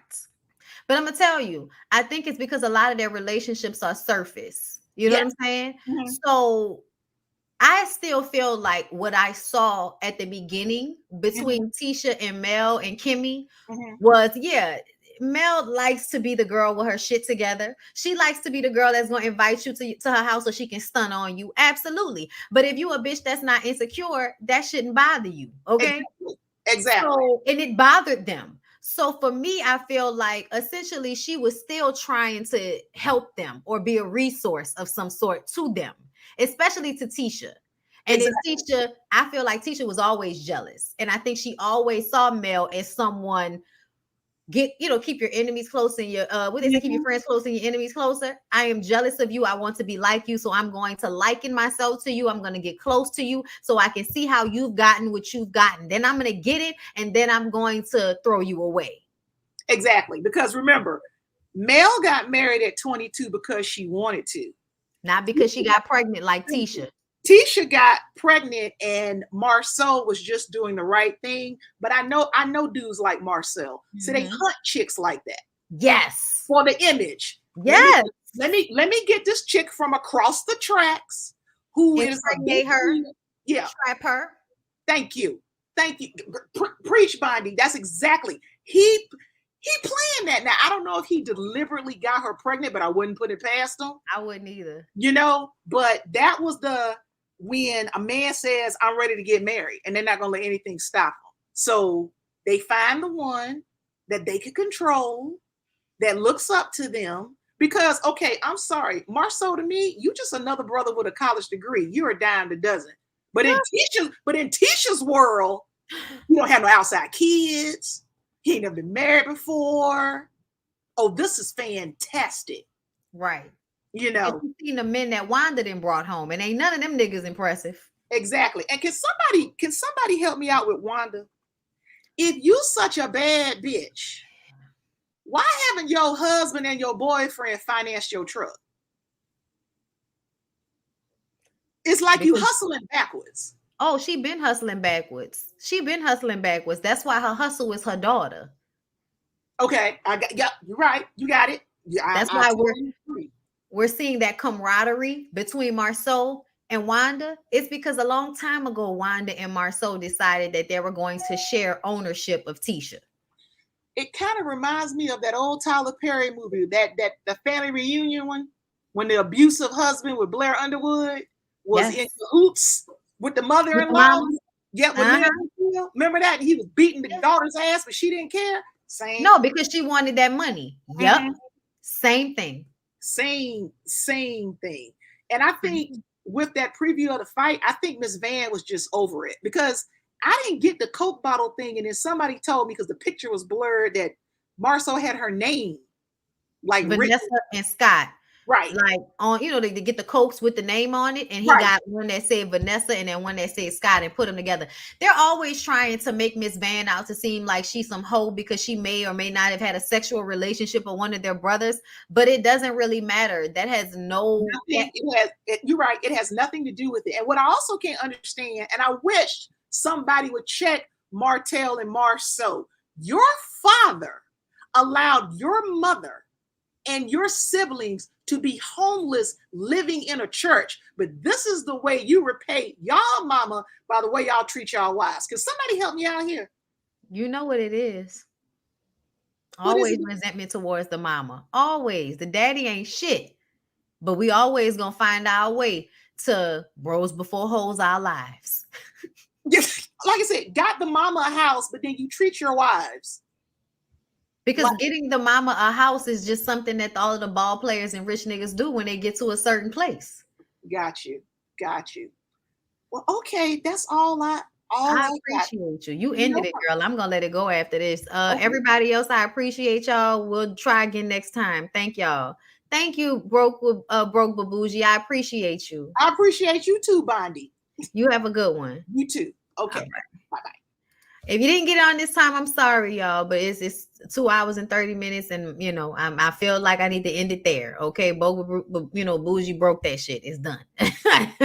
Keisha, thank you for the super chat. I was watching old episodes of Love and Marriage Huntsville, and Martel was telling Mel how much he gave her and how she wouldn't be where she is without him. She showed him. She sure did. Okay, and what's this other one? Hold up, I just missed one. Okay, thank you, Big Body Bands, for the super chat. Y'all, Mel is on OSNC Facebook group answering fans' questions right now. It's clear she still don't like that man. Who is OS official Straight No Chaser Facebook group answering questions? Oh, okay. Thank you for that. I'll go check that out because I am in that Facebook group. But yes, I appreciate y'all so much. I hope y'all enjoyed the show. Please don't forget to like, comment, subscribe. If you are looking for Love and Marriage Huntsville in its entirety as a review, please don't forget the forum of the website. Check on the community page on YouTube. If you're a Patreon, check the community page on Patreon. But yes, I love you all so much. I appreciate y'all, and I will see y'all in the next one. Peace out.